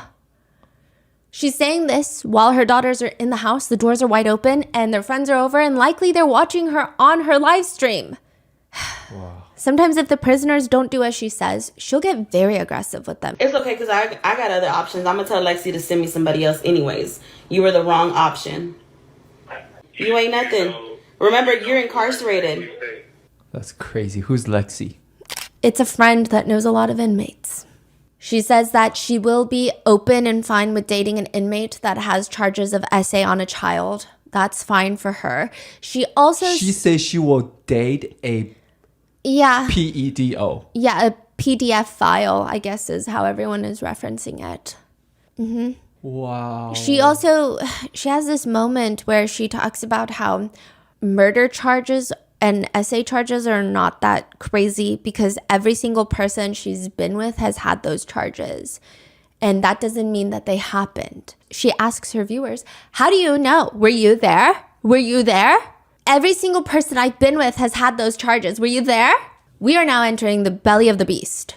So let's go through and recap all of her relationships. Her very first relationship, or her very first prominent relationship, she marries her high school sweetheart. She has 2 children with him, the 2 daughters that are now 15 and 13. They end up divorcing when their kids are 6 and 3 years old. This is in 2015. They've been together for about a decade, and suddenly Ashley is posting onto Instagram. OMG, found this pic from prom of 2006, my high school sweetheart, but now soon to be ex-husband. I will always care about him, and he don't even know that. Hashtag prom 06. Hashtag my junior year, his senior year. Hashtag I know, get out of my feelings. Hashtag he done moved on. Which implies that perhaps they're getting a divorce and that perhaps hashtag he done moved on is oddly specific and pretty indicative that maybe he cheated on her or left her or didn't want anything to do with her anymore. Even later when the divorce is finalized, she posts a pouty selfie writing, "This was my last pic of me being his insert last name. LOL, my divorce was finally finalized after 9 years of marriage and 2 years of separation. Hashtag divorce final. Hashtag goodbye. Hashtag hello Garcia." I guess her original maiden name. Hashtag bittersweet moment. But the reason that the 2 get divorced is because that she cheats on him, allegedly, with a man in prison. So, I will say that it seems the children's father is the only redeeming man in this story, at least as of right now. After the divorce, he focuses on his career, is able to remarry, purchase a home, while supporting the children financially by paying Ashley child support every month.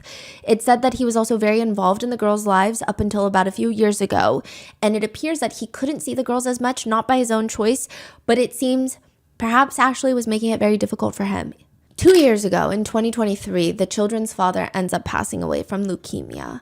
And Ashley does everything in her power to gain sympathy from this. This must be traumatic for her. She's known and been in this relationship with this man for the greater part of her young adult life. They were high school sweethearts. But now she does have 2 children. They don't have their father anymore. It's really up to her to be a supportive mother so that they can grieve. And it's very hard to take her emotions seriously when she tries so hard to make it about herself. She states that she's not going to his funeral, but it's speculated that it's because she wasn't welcome there. She tries to make it seem like she's just emotionally not able to. She tells everybody that she might take a mental health break and she will be back. When she'll be back is unclear. May it be sooner, may it be later, maybe it be never, right? Well, she does come back the very next day. Because galaxies don't just send themselves into the ether. She does not, however, pass up the chance to not make this all about her. She says things like, that could have been me. He didn't have to go. He wasn't doing anything. He didn't have to die. That could have been me. I don't know how that applies. He did pass from leukemia. I'm not sure why she's even saying stuff like this. But it wasn't. And I feel that for my baby so much. I really do. And again, this is after her kids have asked her repeatedly to not talk about their father on live because they're grieving. They don't want to hear this. They don't want this business out there. It breaks my heart when my babies just say, I wish my dad was here. I wish my dad was here. Thank you for the hand heart. Because she gets a donation.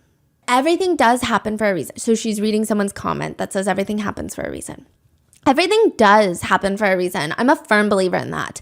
This is a pretty niche pet peeve of mine that I don't even know if I should be saying, but when someone passes away and people try to tell each other everything happens for a reason, I do understand the intention behind it. And in certain situations, maybe it's acceptable, but it's this weird feeling of this person's death is to further the plot for everybody else type of energy. What do you mean everything happens for a reason? It's just kind of, I don't find it to be the most sensitive thing to say when someone has a passing in their life, especially the way Ashley says it. She says, Everything happens for a reason. Everything does happen for a reason. I'm a firm believer in that. Firm believer. And that's why I'm saying maybe it took this tragedy for me to open my eyes up and to see what the pain my babies would feel, not only with one parent gone, but with two. no, someone did not pass away from leukemia for your character development. That's not even a coherent sentence, Ashley. But she tries further to make this about her, and I genuinely think that she thinks that this man's death is just part of her character development, character arc, and she has no character arc. It is just a perpetual decline. Nevertheless, she says, whilst kind of creepily smiling, the other day, I tried to leave because I got mad, and H, my daughter, runs after me, and she sits in my car, and she's like, you're not going nowhere unless I go with you. I already lost my dad. I'm not losing you, Mom. You guys, my babies are going through it. Like, they are so scared. She's like, I'm not losing you. I've already lost my dad, Mom.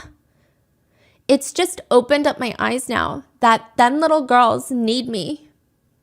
But then to make matters worse, while everybody is attending the funeral that she was not invited to, probably because of who she is as a person and the things that she says and how she treats her kids and probably how she treated her late husband, she is on live streaming dancing to songs that have lyrics like baby daddy, while his funeral is happening. Ashley then goes on to state that she's been with 30 different inmates. So these are a few notable relationships that she has been in. In no particular order, you have Isaiah, the one that was convicted of murder of Muhammad, the manager of the gas station and father of 7 kids.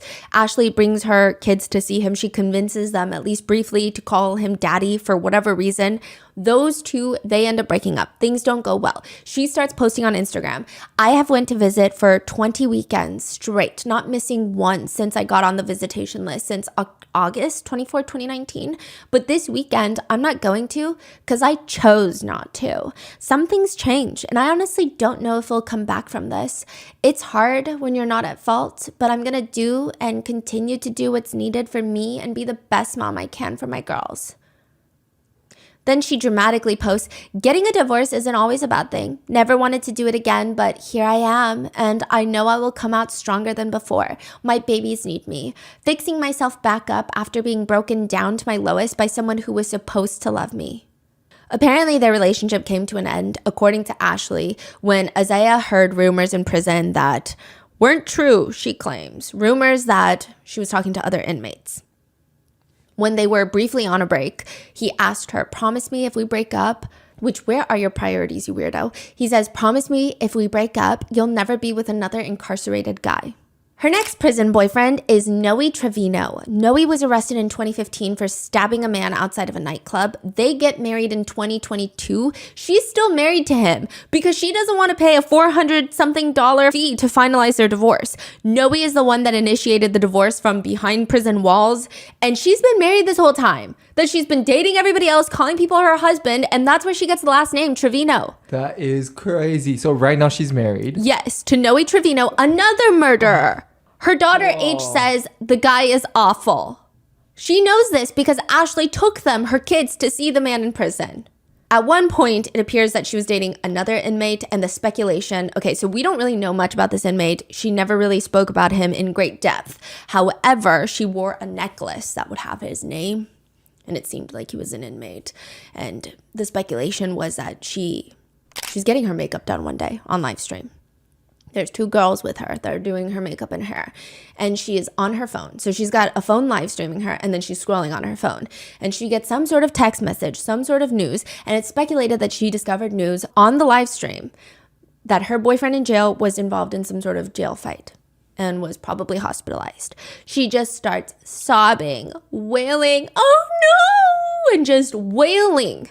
And I do believe this is a sad situation, and prison violence is a conversation that I think needs to be had. But a lot of netizens have chosen the right to withhold sympathy till later because, I mean, considering the types of people she dates, we don't know if this is a child SAer, we don't know if this is a killer, a mass murderer, we don't know anything. But her friends just tell her it's like this very strange moment. They're fanning her face, she's crying, she's getting her makeup done still, and they say, "No, don't cry, you're a bad bitch, don't cry. I know, it's okay. Aw, try not to cry so much." Then you have Eli. Eli was in prison for strangling a woman. He's also free and constantly on TikTok live streams now. He was in prison for strangling a woman and also breaking his child's femur. He broke his 2-year-old daughter's femur. His whole excuse for that is that he didn't mean to break his daughter's femur, but they have a bone condition in their family. He says, quote, "It makes our bones more easy to break, so understand that it's not a regular bone." That's the little detail that people are forgetting. It was a mistake. I was intoxicated, but I sat in the hospital all week for her. He slammed a truck door on his daughter's leg. Yeah. Whoa. The femur is the hardest bone in the body to break, so I don't believe for one second that they have any sort of bone condition, and even if they do, this is no excuse. It is the longest, strongest, and heaviest bone that supports and can support up to 30 times the body weight of the person. It typically requires significant force, such as a severe trauma from a car accident, to break the femur. And Ashley exposes that while they were in a flirtatious relationship, because they're constantly live stream battling, they're flirting on camera. This is all public information. Like, he's free now. He's free, okay. And they're constantly live streaming on TikTok together. They're meeting up, they're doing all these things. And then Ashley, she gets into these fights with her boyfriends, exposes them or starts rumors about them. And I say rumors because we'll get into that. But Ashley exposes that even Eli sent her a text message that if she doesn't respond quickly, it's about to be a DV situation, which he was in prison for strangling a woman. He's also accused of being an SAer by multiple women. And somehow Ashley, well, I guess not somehow, I would expect nothing less from her. She still has a cordial relationship here and there with Eli. They always have this like on and off flirtatious relationship on live streams. They get upset with each other for just the most random things that are not serious. They don't get upset with each other for essaying people, child neglect, breaking daughter's femur, neglecting daughters, nothing. They go and they get upset because Eli will go on live stream and say that Ashley Trevino is built like a juice box. She has a very boxy body shape. But it is very strange to me that they are not upset with each other for the little crimes that some of them are committing. Then most notably, you have her relationship with Francisco, and that is a huge part of the discourse, primarily for how heinous the crimes he committed were, but also because the 2 teenage girls he killed were 19 and 13. One of her daughters is 13. What's especially alarming is that after Ashley live streamed with him, either he himself with a contraband phone in prison or somebody else made a TikTok account for him. I don't know which option is worse, which by the way, he's also in another open case where he gave a prison guard $5,000 to smuggle in 100 pills of fentanyl and 1 pound of amphetamines. They were all caught. So he has another case. He might have a phone. That's what I'm trying to say. I don't know if it's a fan account. I don't know if it's his phone posting his own TikTok fan edits. I don't know which one is worse, but there are videos of him talking on the phone in prison with very specific songs playing. Some lyrics read, "I don't know why, but I fell in love with breaking the law." And it's romanticizing prison life and breaking the law. Her relationship with double murderer Francisco comes to an end, not because he killed 2 young girls, well, and then another, so 3, one of them almost the same age as Ashley's own children. It comes to its fateful demise because Ashley would constantly show him on her live streams when they were video chatting, letting him speak to her viewers, talking about his victims, laughing that he was innocent, making fun of his victims, which is clearly she's not allowed to be live streaming their calls. He has his video call privileges revoked for 90 days. And that appears to be the extent of Ashley's undying love for criminals. Triple homicide? debatable. 90 days without video chats is an unspeakable break in their relationship. That is a deal breaker. It cannot be. Then you have Ash Trevino's more recent relationship with someone that she jokes is going to be her daughter's new stepdad. This guy, his name is Santos. He's out in the free world, if you will. The allegation is that Ashley's oldest daughter, who was 15 when this took place, had shown her mom this guy's account of this random small TikToker and was like, I kind of have a crush on this guy. Look at him. He's kind of cute, isn't he, mom? Which would be a normal, healthy thing for a girl her age to do. Just show her mom her internet crush. That is what it is, just that, an internet crush. But Ashley instantly goes and starts flirting with Santos. She will go on lives with Santos, this random man that she's never met prior to this, didn't even know existed until allegedly her daughter was like, hey, isn't this guy kind of cute? I kind of have a crush on him. So he's not an inmate. He's just a TikToker. Yes, but he has been accused of some heinous things as well. Okay. Yeah, so double whammy.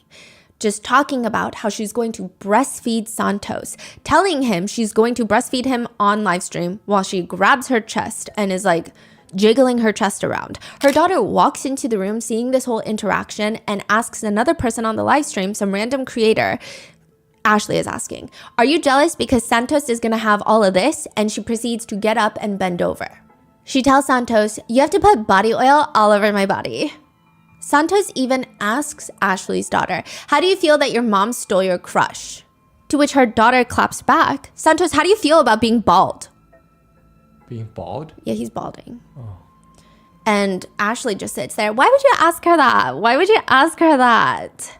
But does that stop her from publicly doing this and humiliating herself and indirectly her daughter? Although I don't think that her daughter should feel humiliated, I think that everyone on the internet is very well aware that she is her own person and her mom does not reflect her own personality. But Ashley tells her viewers, I've seen his pee-pee and he's already seen my nunu, okay? I've already seen his pee-pee and he's already seen my nunu, okay? This is where the word nunu is born, her private parts. She also releases a song where she's like, You want to know how it smells? As Santos, he know it smell well. yeah. Are they still talking right now? On and off, not really. Yeah, she goes on to apologize briefly for her actions on the live stream. She said, first and foremost, I want to apologize for my actions the other day. I know I shouldn't have done the things that I did. Out of alcohol, I did. There's no excuse, but yeah, so I'm just going through that right now. It really opened up my eyes, so I apologize to anyone that followed me, liked me, and then stopped liking me after that. I run to alcohol for everything, so I really apologize from the bottom of my heart. But what did she do? Just flirting with this guy so weirdly in front of her kids and saying all these things. But she's not sorry because she continues, quote unquote, dating this guy afterwards. When Santos calls, she'll smile, show the live stream, Santos on the caller ID, pick up the phone. Hey, daddy. Ma'am, you look old enough to be his mother. What do you mean, hey, daddy? How old is he? We'll get into that. Okay. He looks in his young 20s. Okay. Yeah. The whole thing is bizarre, and her relationship with her daughters is very alarming because the fact that this is her daughter's alleged crush and she feels comfortable doing this, and she's almost rubbing it, taunting it in her daughter's own face. And people have pointed out that anytime they do TikTok battles, because sometimes her eldest daughter will do a TikTok battle with her own mother, anytime her daughter wins the TikTok battle, Ashley looks genuinely upset. Genuinely upset. So now, with this going on, Ashley and Santos finally make arrangements to meet each other. Originally, the plan was for Ashley to fly to LA to see Santos. That ends up falling through. The new plan is Santos will come see Ashley in Texas. For 3 days, Ashley is eagerly waiting for Santos, who is just not showing up. For 3 days, he stands her up. He just keeps standing her up. And this is a boy that she has never met in person before. She has no established romantic connection with him, but she is publicly wiping her tears with a crumpled up tissue because he's not showing up to see her. And she made him a whole brisket. Bro, I fucking hate him. She never cooks for her kids, but she cooked him a brisket. And he didn't show up for her brisket. And she tells her viewers, I'm still human at the end of the day, you guys. It doesn't matter what happens in my life. I'm still freaking human. Inevitably, because fate is sick and twisted, Santos does end up making his way over to Texas to stay with Ashley. Her daughters are home. This is her daughter that initially showed her the crush, right? And now her mom is glued to him like a piece of gum. Ashley is latching onto him like a koala. It is the strangest sight to see. Her behavior reminds me of like a middle school relationship where someone is so deeply insecure and must show you that they're in a relationship and they have the emotional maturity of a Brussels sprout. So they just think that if they're physically touching someone, the world will believe that they're in love. This is live stream. Yeah. How does that make me feel? Just kidding. Ideal shit. Are y'all jealous because I'm in the same room as him or what? Moreover, throughout the entire live, she just keeps calling Santos her husband whilst biting her lip and staring deeply into the camera. She also has this flirting look. Anytime she's flirting with someone, this is her signature look. She bites her lip, squints her eyes, and then flares her nostrils. It's like her mating call. Yeah, but nothing compares to what is about to happen. Ashley is going on her very first date with Santos, her daughter's crush. She hires a makeup artist, puts on what I can only describe to be a long maxi dress that is not casual. It reminds me of someone might wear to prom. And they head to a club where they get seats in the back of the club and they order steaks. And all of this is being live streamed and there's just loud music blaring. The bass of the music itself is enough to cook the steak to a medium well. She's asking Santos to cut her own steak because she's dainty and frail. And he's just there talking and messaging other girls whilst there's music just bumping at the club. How do we know that? She's live streaming it. How do we know he's messaging other girls? He's literally, other girls are on TikTok live being like, Santos just messaged me to show up. And I'm like, I'm not going to show up. Yeah. Wow. But then later in the live stream, she says, it was honestly like a dream come true, you know? Like, even though we were just friends or whatever, he made it special. This is unfortunately the very grim beginning of the Santos saga. He will constantly be a reoccurring part of Ash Trevino's problematic world, and it's pretty obvious that he's just here for the fame, if you can even call it that, and the money. But that should not take away from how uncomfortable their relationship is. She will be live streaming Santos. They'll be doing the TikTok battles. She'll show him the haunted rose. Look what I have charging. Yeah, charging. Oh, you don't need that when you have me. I need it for tonight though. Oh yeah, you're gonna definitely need that for tonight. I don't have you tonight. All I have is the FaceTime. Yeah. All you could use right now. We're on live. We can't. I know. But then she starts biting her lips and looking weirdly at the camera, and some people believe that she's using it under the table. There are allegations that she has done this before, using her haunted rose to haunt the entire internet. Allegedly, there are 2 clips of her where she has gone on live. Once, she just flat out left the screen, and you can hear things that sound like her using the haunted rose and being haunted. Another time, allegedly, she pretends to forget that she's on live and starts using it. Now, these are things that I can very well see her do. However, I don't know, because there have been a lot of clips that have been taken out of context. I can't be 1,000% sure on which the context is for these clips, if they've been edited or altered, but I don't think it would really change the implications of what is all of this is doing to her daughter's upbringing. But if it is true, in one live where it's alleged that she was using the haunted, being haunted, she was playing the song How to Save a Life, the Where Did I Go Wrong? How to Save a Life by The Fray. And if this is not edited, it sounds like she is having fun to the beat of How to Save a Life. Which netizens describe as, quote, diabolical. Then there is the infamous flashing live stream. She is live stream battling Santos, and for whatever reason, she decides that she is going to start rubbing her whole chest very seductively, or what I imagine she believes to be seductively, just fully rubbing like she's kneading dough, kneading a pizza dough, while staring into the camera, biting her lips, flaring her nostrils, her usual mating sign. She even tries licking her own chest, and she just does this for over a minute until fully her whole chest is out of her shirt on a TikTok live stream. Wow. She flashes a 19-year-old boy on a live stream. Santos is 19 years old. Ashley is 36 years old. She's flashing him while her kids and likely other kids online are watching. She's double his age. Yes. People find out through Ashley's live streams that Santos is 19. He had claimed to everybody that he was 22. He works as a club promoter. And in most of Ashley's live streams, he's getting drunk. So everybody just assumed that he's at least 21, 22, because he does look very young, especially when next to Ashley. Not that 35 or 36 is old, but she looks much older than her age. The most popular netizen comment is, that is a harsh 35.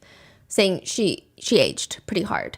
Now, during a live stream, netizens that did some digging into Santos uncovered that he is not 22, that he's actually 19. They did some digging and they're like, wait, that guy is 19. What's your age, Santos? I'm 19. I could box him. So the age finally comes out. He's 19. And people are spamming in the live stream like, wait, we just discovered he's 19. He's not 22. He can't be a club promoter. He's not supposed to be drinking. He's 19. And he becomes super emotional about the situation because he feels like his whole life is ruined. He starts crying on the live stream and Ashley is hugging him. This is the same woman that refuses to take her daughter to urgent care with a burn, who doesn't care that her daughter is throwing up or sick or anything. She's hugging him and he just wants to be alone. And she's like, shh, no, it's okay. It's okay. She's doting on him and he's just like, leave me the alone. Stop. I got you. I told you that. I told you I got you. I got you. I got you, babe. I got you, babe. Stop. I got you. Stop.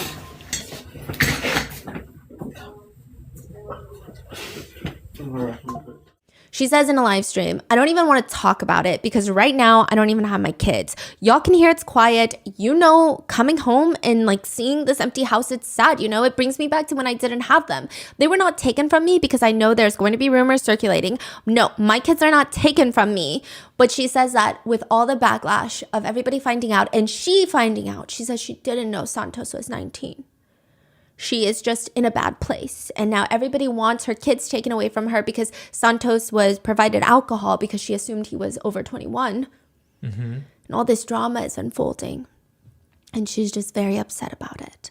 The thing with Santos is he has allegations against him for SA. I don't know if any criminal charges were filed. It does not appear to be. But that doesn't really mean anything because a lot of the times they don't want to file criminal charges for SA. And I say they as in the police. But there are a lot of people who have said there are a lot of allegations out there. I just don't think anyone that is connected to Ashley, aside from her own children and maybe extended family members, are that good of people. I don't think you can be to some degree. Because a lot of people that knew her in the beginning, they just knew her as like a TikTok troll, like inmate hopper, hee hee ha ha. But once a lot of these allegations and the connections with these killers have come forward, a lot of TikTok creators have cut their ties with Ashley. So I think once you find out what she's done and to still be friendly with her is alarming. Mm-hmm. There's a video of Ashley live streaming and they're in an Uber heading somewhere.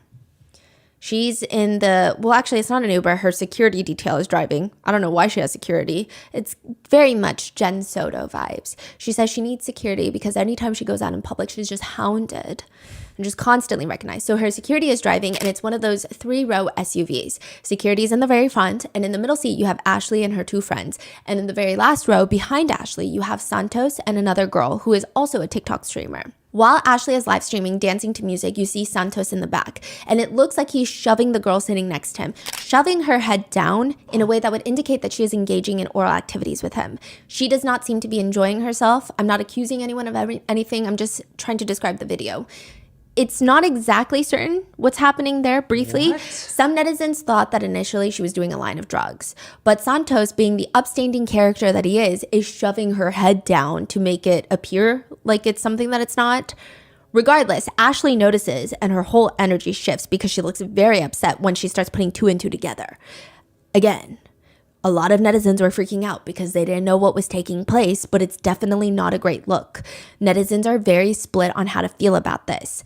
Now, I end up finding clips, and I'm sure a lot of people have if you're really deep into the Ash Trevino lore like I am right now, and in that case, I'm sending you some luck.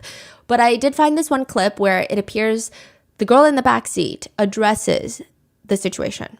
As in, she did engage in intimate relations in a car full of people. Yeah, I'm gonna be real. I did do that. He deserved it. He was working hard. He was taking care of us. He was very nice to me. He was doing a lot of stuff for me. So I sure did. What about it? Y'all haven't? What? Yeah. What?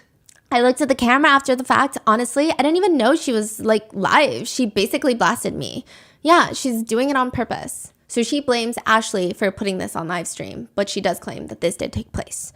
I will say that she is also a very questionable character. She was caught on her child's father's Ring camera, so her baby daddy's Ring camera, if you will, driving to his house with her newborn baby in the middle of the night, leaving the newborn baby in the car seat on the front porch, ringing the doorbell, and then booking it back to her car while giggling. She's like, hee hee, and then leaving.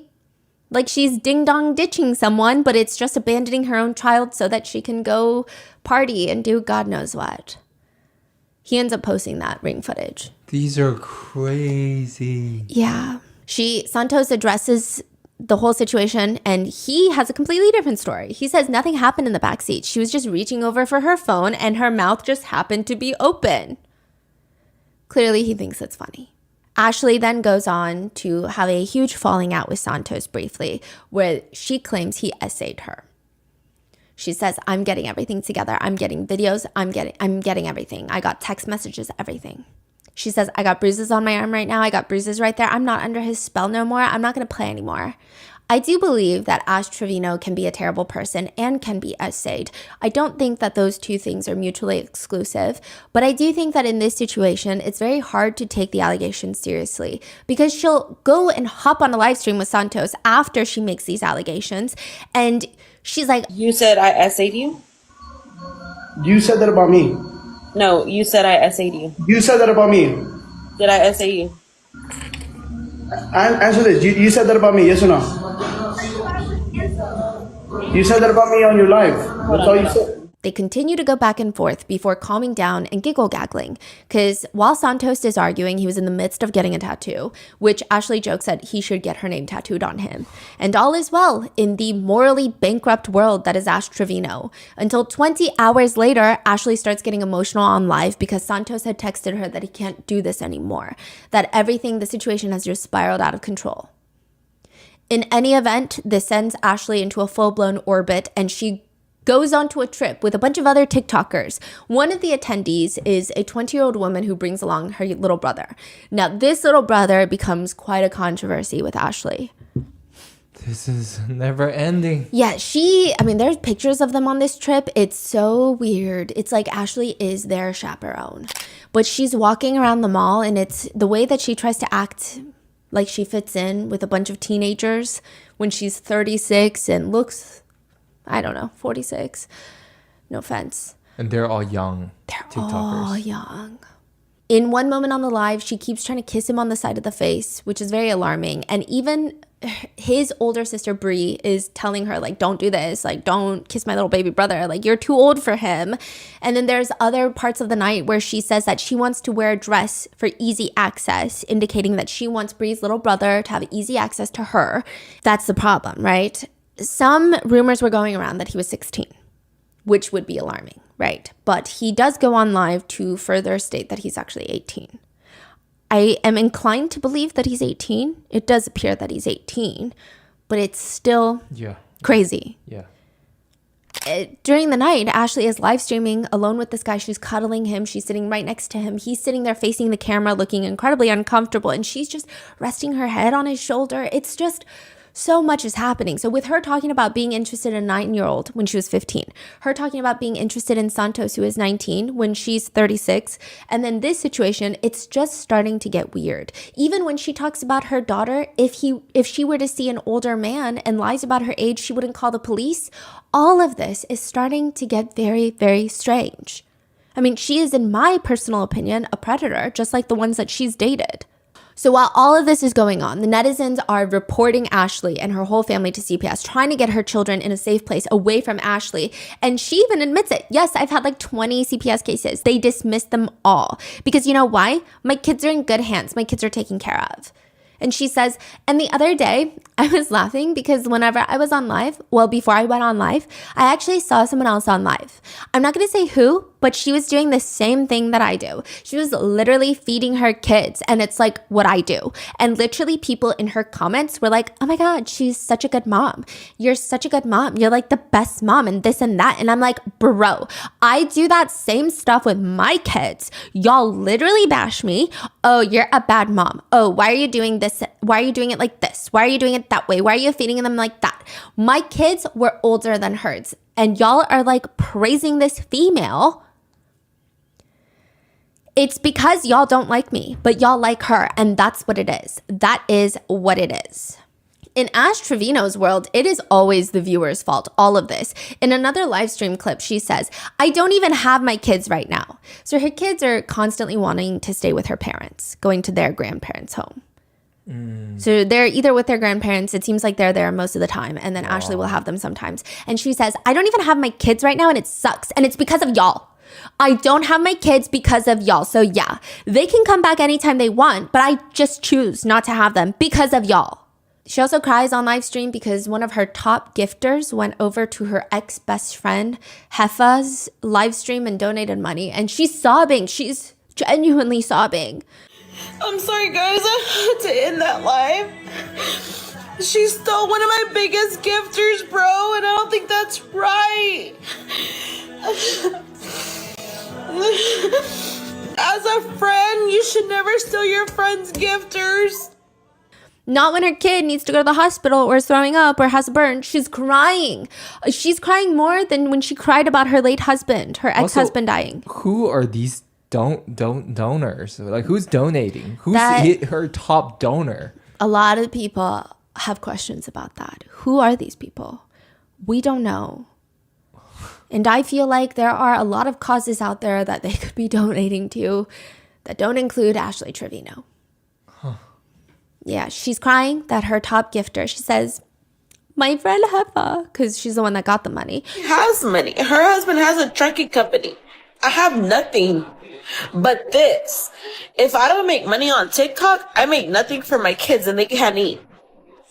Okay? She's wiping tears from her eyes. She stole one of my biggest gifters, bro. And I don't think that's right. This is how I support my kids. I don't have their dad's child support no more. He passed away. Do you think that I asked God to take their dad from them? No, I didn't. Do you think I said, God, please take their dad? No, but he died. Her daughter then comes into the room to tell her, I love you, but you need to quit saying stuff about my dad, okay? She also states that she just started her partying life. She says that everyone is accusing her of being a partier. And she says, no, before this, she was a mom and a wife. She just started partying like just 5 years ago. 5 years ago. Just 5 years ago. All of this comes to a tumultuous boil when Ashley Trevino decides to take her kids onto her very first podcast appearance. She is going to the Bop House, which is a content house for OF creators based in Miami, I believe. And Camille is going to interview them. She's a famous OF creator who also has her own controversies. She's the one that was viral for having her brother on the podcast and asking him about what it's like to have a sister who's on OF. Christian, tell him that it's not that bad having a sister that does. Oh, it's horrible. No, I couldn't even go on a field trip. Like, I got bullied so much I couldn't even go on a field trip. Isn't that insane? And it was just a very, a lot of netizens felt bad for the brother, I guess. I don't know too much about Camille's lore, but Camille does not ease up on Ashley. She asks them, do you think TikTok changed y'all's life for the better or for the worse? Ashley responds, I can honestly say I've been blessed by TikTok because not only do I get paid with the battles, I get paid with the views. But if I could go back to my life before where nobody knew who I was, I liked it. Mm-hmm. I only had like 50 to like 100 views in my lives. Mm-hmm. And now there's like thousands of people that watch me. So keep the money, take away the fame. Literally. Yo, just unfollow Ash Trevino. Literally. Make her not popular at all. Literally. She hates it. Cancel me. Y'all want to cancel me. Ashley's daughter responds, I feel like I would rather go back to my old life. Yeah, like we have money, but I don't like being online publicly. I'm growing up. That's why I'm homeschooled too. In the beginning at school, people noticed my mom and I got a lot of stares in the cafeteria. So if I could, I honestly would go back to my old life because being a nobody to people, because that's when I was more confident. I didn't care how I looked. And now since I'm public, I care more about how I look and how I go out and stuff. In Camille's podcast, she says, so I always try to tell everybody that I'm always going to be the villain in their book. This is Ashley. She's saying, I'm always going to be the villain in everybody's book. She says, they've already got this persona that they have of me, and that's just who I am to them. I've raised my kids since they were born. This is a lie. She said in other live streams that her parents mainly watched her kids. She says, I've never left their side. Still to this day, I have never left their side. She claims on the podcast that after the father of her children has passed away in 2023, she accuses his family of coming out online to, quote, get clout. Yeah. What? She says that his family are trying to gain clout by bad-mouthing her on the internet. And it doesn't seem that way. It seems like they're just trying to get closure. And like, what are you doing? Stop talking about the girl's father. Like, you don't even, why are you doing this? Like, this is so messy. But she says, as soon as my name started going across the internet, they started coming out with certain stories. Oh, I'm the kid's dad's friend. I'm the cousin. I'm the aunt, whatever. Now they're trying to get the followers. They're trying to get this. They're trying to get that. But in reality, they weren't there for my kids like they should have been. Camille asks them, have there been instances where your mother has expressed feelings of jealousy towards you, and how has that affected your relationship with her? Her eldest daughter, H, responds, there's this video going around of my mom being jealous of me when I was little for having a better relationship with my dad than she did. And it just looks like Ashley is staring her child down while she's talking, where Camilla has to be like the one to remind her, I mean, girl, that's his kid. That's his whole kid, not you being jealous of a baby girl. Like there's nothing to be jealous of. Meanwhile, Ashley is biting the inside of her cheek, staring her daughter down. Her daughter continues, I mean, I am her daughter. They say I look like her, so there's nothing much different from us. I have more followers than her, so maybe that. No way. Yeah. Yeah. Wow. Which Ashley then takes the mic to do her mom's speech, and it's something that she consistently does. I would like to say that Ashley is one of those people that is not a mom. She's not a good mom. Personally, that's my opinion, but she loves the idea of being a mom. She loves embodying the trauma and obstacles of being a mother and motherhood. She responds, I'm not jealous of her. I'm blessed to be able to give her the life that I've always wanted as a little girl. It just doesn't make sense. Even the romantic values that she's teaching her children. In the podcast, they briefly talk about Ashley's newest fling, a man named Max, one of her new boyfriends. And E, the younger daughter, mentions, oh yeah, Max is nice. I like him for now. He seems polite. So Camilla is asking, why is he polite? Like, why do you like him? And E explains that one time Max was calling her mom's phone. E picks up her mom's phone and tells him, hey, my mom's in the other room. And he just tells E, oh, well, could you have her call me back when she gets back in the room? And Camilla's so confused, like, that's it? That's the story? Just basic manners? What do you mean that's why you like him? And then Ashley explains previously Jesse, the one that, the prison boyfriend that she picked up from jail, had called Ashley before. E had picked up and he flips out on Ashley, screaming at her, don't let your kids pick up the phone next time. He did not want to interact with the kids. Which, why would you stay with someone like that? Side note, later Ash Trevino goes on to live to say that, I just found out today that Max goes both ways. So it's like, bro. And she has this look that indicates yikes. Like, I just found out today that Max goes both ways. Like, yeah. So it's like, bro. First of all, I don't know how true that information is considering the source is Ash Trevino, but even if it is true, why is she grossed out? Being bisexual is normal. Being a heinous, neglectful mother is despicable. What kind of sick, twisted values are these? But Ashley states that she and Max are going to get married, because I guess this is before she let her homophobia run through, and that he has not in fact smelt her nunu because he is a Christian who is saving himself till marriage. Which all netizens and Camilla are questioning. This is not that that's abnormal or not okay, but it just sounds like an excuse. And perhaps he's using her for money and clout. Because if he is a devout Christian, devout enough to abstain from premarital relations, why would he be interested in Ashley? Oh, he's in prison too, or? No. Oh. And the podcast just goes through a lot of Ashley's wild moments. Like, for example, Ashley just has some bizarre live stream moments. There are moments where she'll pull up a video of herself crying to sad TikTok sounds, and she proudly shows it in the live stream like, yeah, I was in pain. And people are so confused. They say, they're commenting, netizens are commenting, looks 45, acts 15. Not the 2020 depressing TikTok audios in the big 2025. I'm sorry, is Sadness in the room with us? She also has a very unique way of flirting, like I said, that is constantly brought up and clipped and is viral all over TikTok. She also loves listening to sad songs. She'll stare off into the distance while playing Spotify and sad songs, trying to be the main character. Things that I did when I was 9 in the car while my mom was driving me to Barnes and Nobles. That's what she's doing at 36 years old on a TikTok live stream. She's sitting there listening to the song Get You the Moon. You know the song that's like, 'cause you are the reason I'm still hanging on. And it's like, if death was coming for you, I'd give my life for you. And the comments read, and who set this up? This music, I am dead. She's also accused of sending herself flowers while on live. Yeah, she just acts so surprised that she got these flowers from an anonymous suitor of hers. And netizens are commenting, this is me sending myself candy Valentine's Day grams in middle school. Another comment reads, because she gets a little teddy bear with the flowers. The bear is even looking at us like, this is a lie. Yeah. Ashley also used to work at a dentist's office up until December of 2024. People didn't know that. People thought that she was a full-time TikToker for the longest time because she was talking about how she worked at a dentist's office.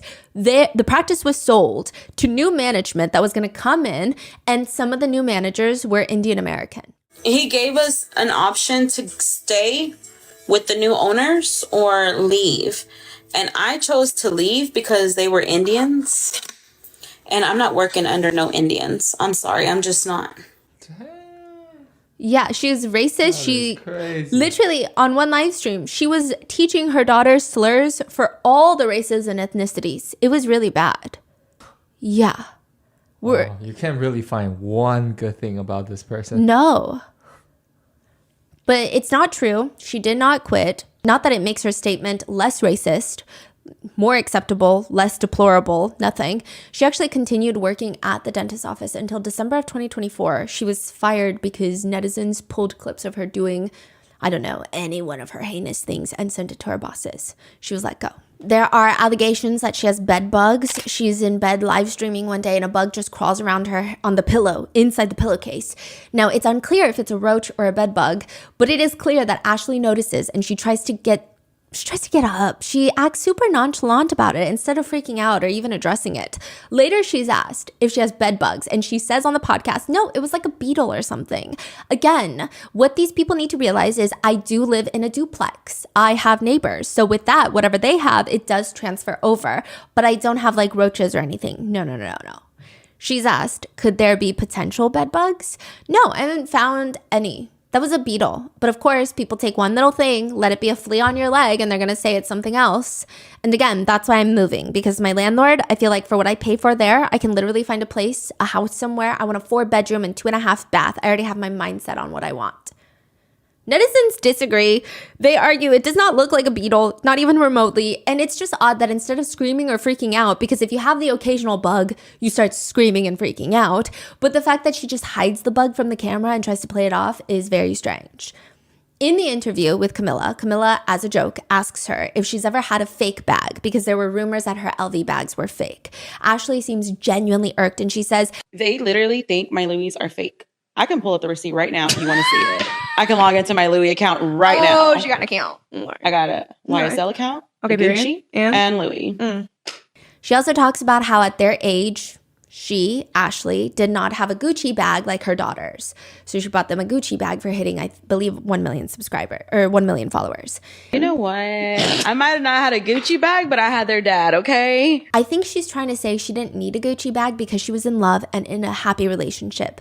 But that's really weird because why are you comparing that with your daughters? But it also feels so wrong because he recently passed away and the girls are clearly still grieving. It's a very bizarre thing to say. Yeah. Meanwhile, she states that some of her kids' friends are not allowed to come over anymore. This is in the podcast. She says because, quote, their parents don't feel comfortable because my address is leaked. Then why do you feel comfortable with your kids being there? Mm-hmm. Camilla asks Ashley straight up, so you don't feel any sort of guilt or sadness that they've lost friends because of it and they've expressed that? No, because it's not even for that reason, to be honest. I feel like some of their friends are jealous because of the life that they have. Camilla asks Ashley's children, do you think that maybe sometimes she can exploit situations to get views? I'm gonna be real, yeah. Ashley disagrees. She says if anything, she wants to protect her kids. To which E brings up the time that Ashley asked for Galaxy donations if they want to know about her health conditions. And Ashley says, oh yeah, but that was like a while back though, and you weren't even in the hospital. E also goes on to state, quote, honestly, sometimes I feel like it's weird for girls to go for younger guys, but like it's weird for my mom. She's 36 and she gets with people in their teens. Santos, he actually lied about his age. He said he was 22, but he's actually 19. Eventually, Camille sends the kids out of the room so that she can talk to Ashley alone. And she says, Santos was caught licking your haunted rose on live. What the f*** are you doing with that? And he licked your rose toy. Why did he do that? Because Santos is a freak. Santos sleeps with everybody. Did he sleep with you? Am I supposed to answer that Yes. truthfully? Yes. Truthfully. Yes. Did Santos sleep with you? Did you sleep with Santos, actually? So, yes, we have done stuff. Okay. Twice. Twice. 2 separate occasions. With a 19-year-old boy. I didn't know he was 19 at the time. So this is before you knew? Yes. Claimed before you knew? Literally. Like, we did it twice, and it was literally before Christmas, so... Side note, Santos addresses these allegations of being intimate with Ashley in a separate live, and he says, I never hit the Nunu. Ever, ever, ever. We said, I want Nunu. We made that word up joking around. I never did that. Like, you have to understand. I walked into her room one time, and the bean dip was right next to the rose toy, so I'm assuming she eats while she plays, and I don't like that. That's nasty. Like, bro. Like, every time I had to Febreze everywhere, I had to shove toilet paper in my nose. I would never, ever, ever get near that Nunu, ever. And that's on arrogant. He says that. That is crazy. That's his whole spiel. So Camille starts firing off the tough questions. If TikTok banned you tomorrow, how would you make money? What's your plan B? I have other socials that I'm working on right now, and I have other collabs coming up. Okay, care to leak the collab that you have coming up? A good one. It's a YouTube video, so just know that there's going to be like 20 guys. No other crazy revelations happen in the podcast. It's just a mess. At one point, Camille, after H, talks about how she doesn't like her mom's newest prison husband that she's actually divorcing, Noe Trevino. Camille says, y'all, to the girls, y'all just come live with us. Which H says, yes, please. But Ashley starts joking, well, now you have 2 new members. Ashley might have just been saying this without realizing the implication, but it's pretty bad.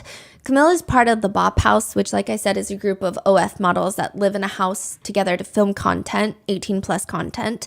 So Camille saying, come live with us, sounds very much like, I think we can take care of you better than your mom can. Just live with us, because that sounds miserable. Meanwhile, Ashley says, you have 2 new members, implies that they would be members of the Bop House, which is a content house for explicit creators, and it freaks Camille out. Like, she doesn't even know what to say. She's like, what did this lady just say? This is crazy. Yeah. Well, they have 2 new members. And probably the most explosive question in the entirety of the podcast is when Camille asks, question, do the kids have beds? H responds, well, I don't live with my mom. At your mom's house then, do you have a bed? No. I'm going to zail you. I'm going to give you money. I want a bed, 2 mattresses, 2 of them. I want a headboard and 2 nightstands. I'm going to order that before you leave this house today. And I'm going to insert the clip of the receipt here. And Ashley is explaining there's a whole story behind that. She's trying to explain that her mom was going to go get the bed, but they didn't know the style of the bed, and she couldn't go out in public. And Camilla's like, oh, because you're just that bitch. And she's like, literally, no, like, I really don't. Like, if I go out, I'm going to get noticed. And if I don't have my security guard, I'm not going anywhere. Later in the episode, Ashley still brags about how much money she makes, and she starts giggling. And Camilla says, and her kids still don't have a bed. So what's so funny, Ashley? She laughs even louder. And she's like, nothing's that funny when your kids don't have a damn bed. I'll tell you that right now. Now, this podcast gets released, and within a few days, I think it's at like 7-8 million views. Ashley is pretty upset about this podcast. She alleges that Camille received like $60,000 for this podcast. I'm not sure where that allegation is coming from. I didn't see any embedded endorsements or anything of that sort. I don't know if she's implying that she made $60,000 off of ad revenue, which is kind of crazy. But she said that she had known If she had known that Camille was going to name the podcast the worst mom on TikTok, she would have never sat down for the podcast. She says, because I'm not the world's worst mom. And I'm telling you, like, there were times during that podcast that I wanted to quit doing it because it got so hard on me, and I didn't. I just said, you know what? You got to swallow it. You got to say what you got to say. So I did. There were questions asked that I didn't feel comfortable with, but I still answered it. And like I told her, and I don't know if she put it in the podcast, but I'm always going to be the villain in everybody's story. I could sit here and go to church every day, every Sunday, give my life to God 100%, and you will still see me the same way you see me right now. A bad mom, alcoholic, whatever you want to call me, fat, ugly, whatever. Y'all are still going to see me in that way, even if I change my life. And if you don't like me for who I am, then I can't change that about you because I probably don't like you anyways. Ashley is very upset with Camille, but also with her viewers. She says, So for those of y'all that call CPS on me, remember, she's not in my custody right now. Why do you think she doesn't live with me right now? Y'all are going to get my parents in trouble. So when y'all want to call CPS, y'all think about that. It's not me getting in trouble. It's my parents. Y'all think I only fight battles on TikTok? I fight them personally every day. As much as it hurts me because I wish my baby lived with me, it's just not good right now. And that's our decision. Okay? She also says, and the irony just whooshes straight over her head. She says, but again, Camille and the Bop House, they do stuff for views. You got to remember that. She's an influencer. She does stuff for the views because she gets paid off the views. She also says that she should have asked Camille for payment had she known that she was going to get that deep into it. It appears that the podcast made the girls very upset with their mother, to which she goes on live to talk about it. Ashley has sad music playing in the background and says, No one said it would ever be easy being a mom. Right now is the time I wish their dad was alive. And I know she acts out because he's not here no more and she hasn't coped with her dad gone. So I know it still hurts her because she cried for him last night. My mom told me. She didn't get to tell him bye. He passed away when she wasn't there. She's trying to imply that her kids acting out against her and blocking her on TikTok is because they're upset that their father passed away, so they're acting out in general. And it has nothing to do with her being a mom. There is some back and forth between Ashley and Camille, which I don't think is significant compared to all of the types of people that Ashley has been dating. And I think the Ashley lore could go on for 4 more episodes, but I won't subject you to that. But there has been back and forth of Camille not purchasing beds for the kids yet. Ashley claims Camille is a liar. She's not purchasing the beds. Camille is claiming, I told you to send me the beds and you haven't sent me the ones that they wanted. So like, what do you want me to do?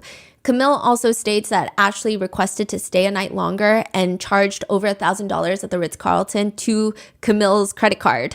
Ashley says, no, I have the credit card statements. It charged my card. And then Camille is saying, because I told you I would pay you back. Like, I'm not going to give you my credit card, so I'm reimbursing you. It's the whole thing. Most netizens are supporting Camille. Others think that Camille should not have invited Ashley's daughters to the infamous Bop House, a house known to be a place where OF creators collaborate and make content. Some netizens comment, Camille needs to take responsibility. She is the one that invited the minors to the Bop House just to humiliate their situation more and bring up old wounds. I would be uncomfortable too. Others bring up Camille's past podcast with her brother, saying she's not that great of a person either, but I don't really know. Another one reads, Camille humiliated all of them. She may have said all those things just to get back at Ash, but those kids didn't need to be there. So netizens are just kind of confused on how bad of a mom can still have a platform and keep making more accounts, and more than that, still have people donating. Mm-hmm. That doesn't make sense. None of it makes sense. I feel like this is like a new age now, you know? Like someone can actually air out all of these laundries 24/7, and you can peek into someone's life like this. And just like, oh my God, this is actually happening. It's terrifying. Yeah, these TikTok live streams are so scary. And people are saying that it might, I will say that a lot of people are treating the situation as a hee hee ha ha, lol cow internet situation thing, to the point where when I briefly heard about some of the things Ashley Trevino did, I thought it was going to be on our Mott's channel, because it seemed like people were just making fun of her making rap songs like My New New, Does It Stink, Does It Smell, stuff like that. But it's really serious. And one comment that highlights that is, all the CPS cases for Gabriel Fernandez were closed. Let that sink in. That means absolutely nothing. Can you imagine the horror stories these girls have since they were little? And with that, that is today's episode. What are your thoughts on Ash Trevino? I know that I wasn't able to encapsulate all of the things that she's done because she's on live practically every day and she's probably on live right now, but what are your thoughts? What do you think should happen to her? Let me know in the comments. Stay safe, and I will see you in the next one.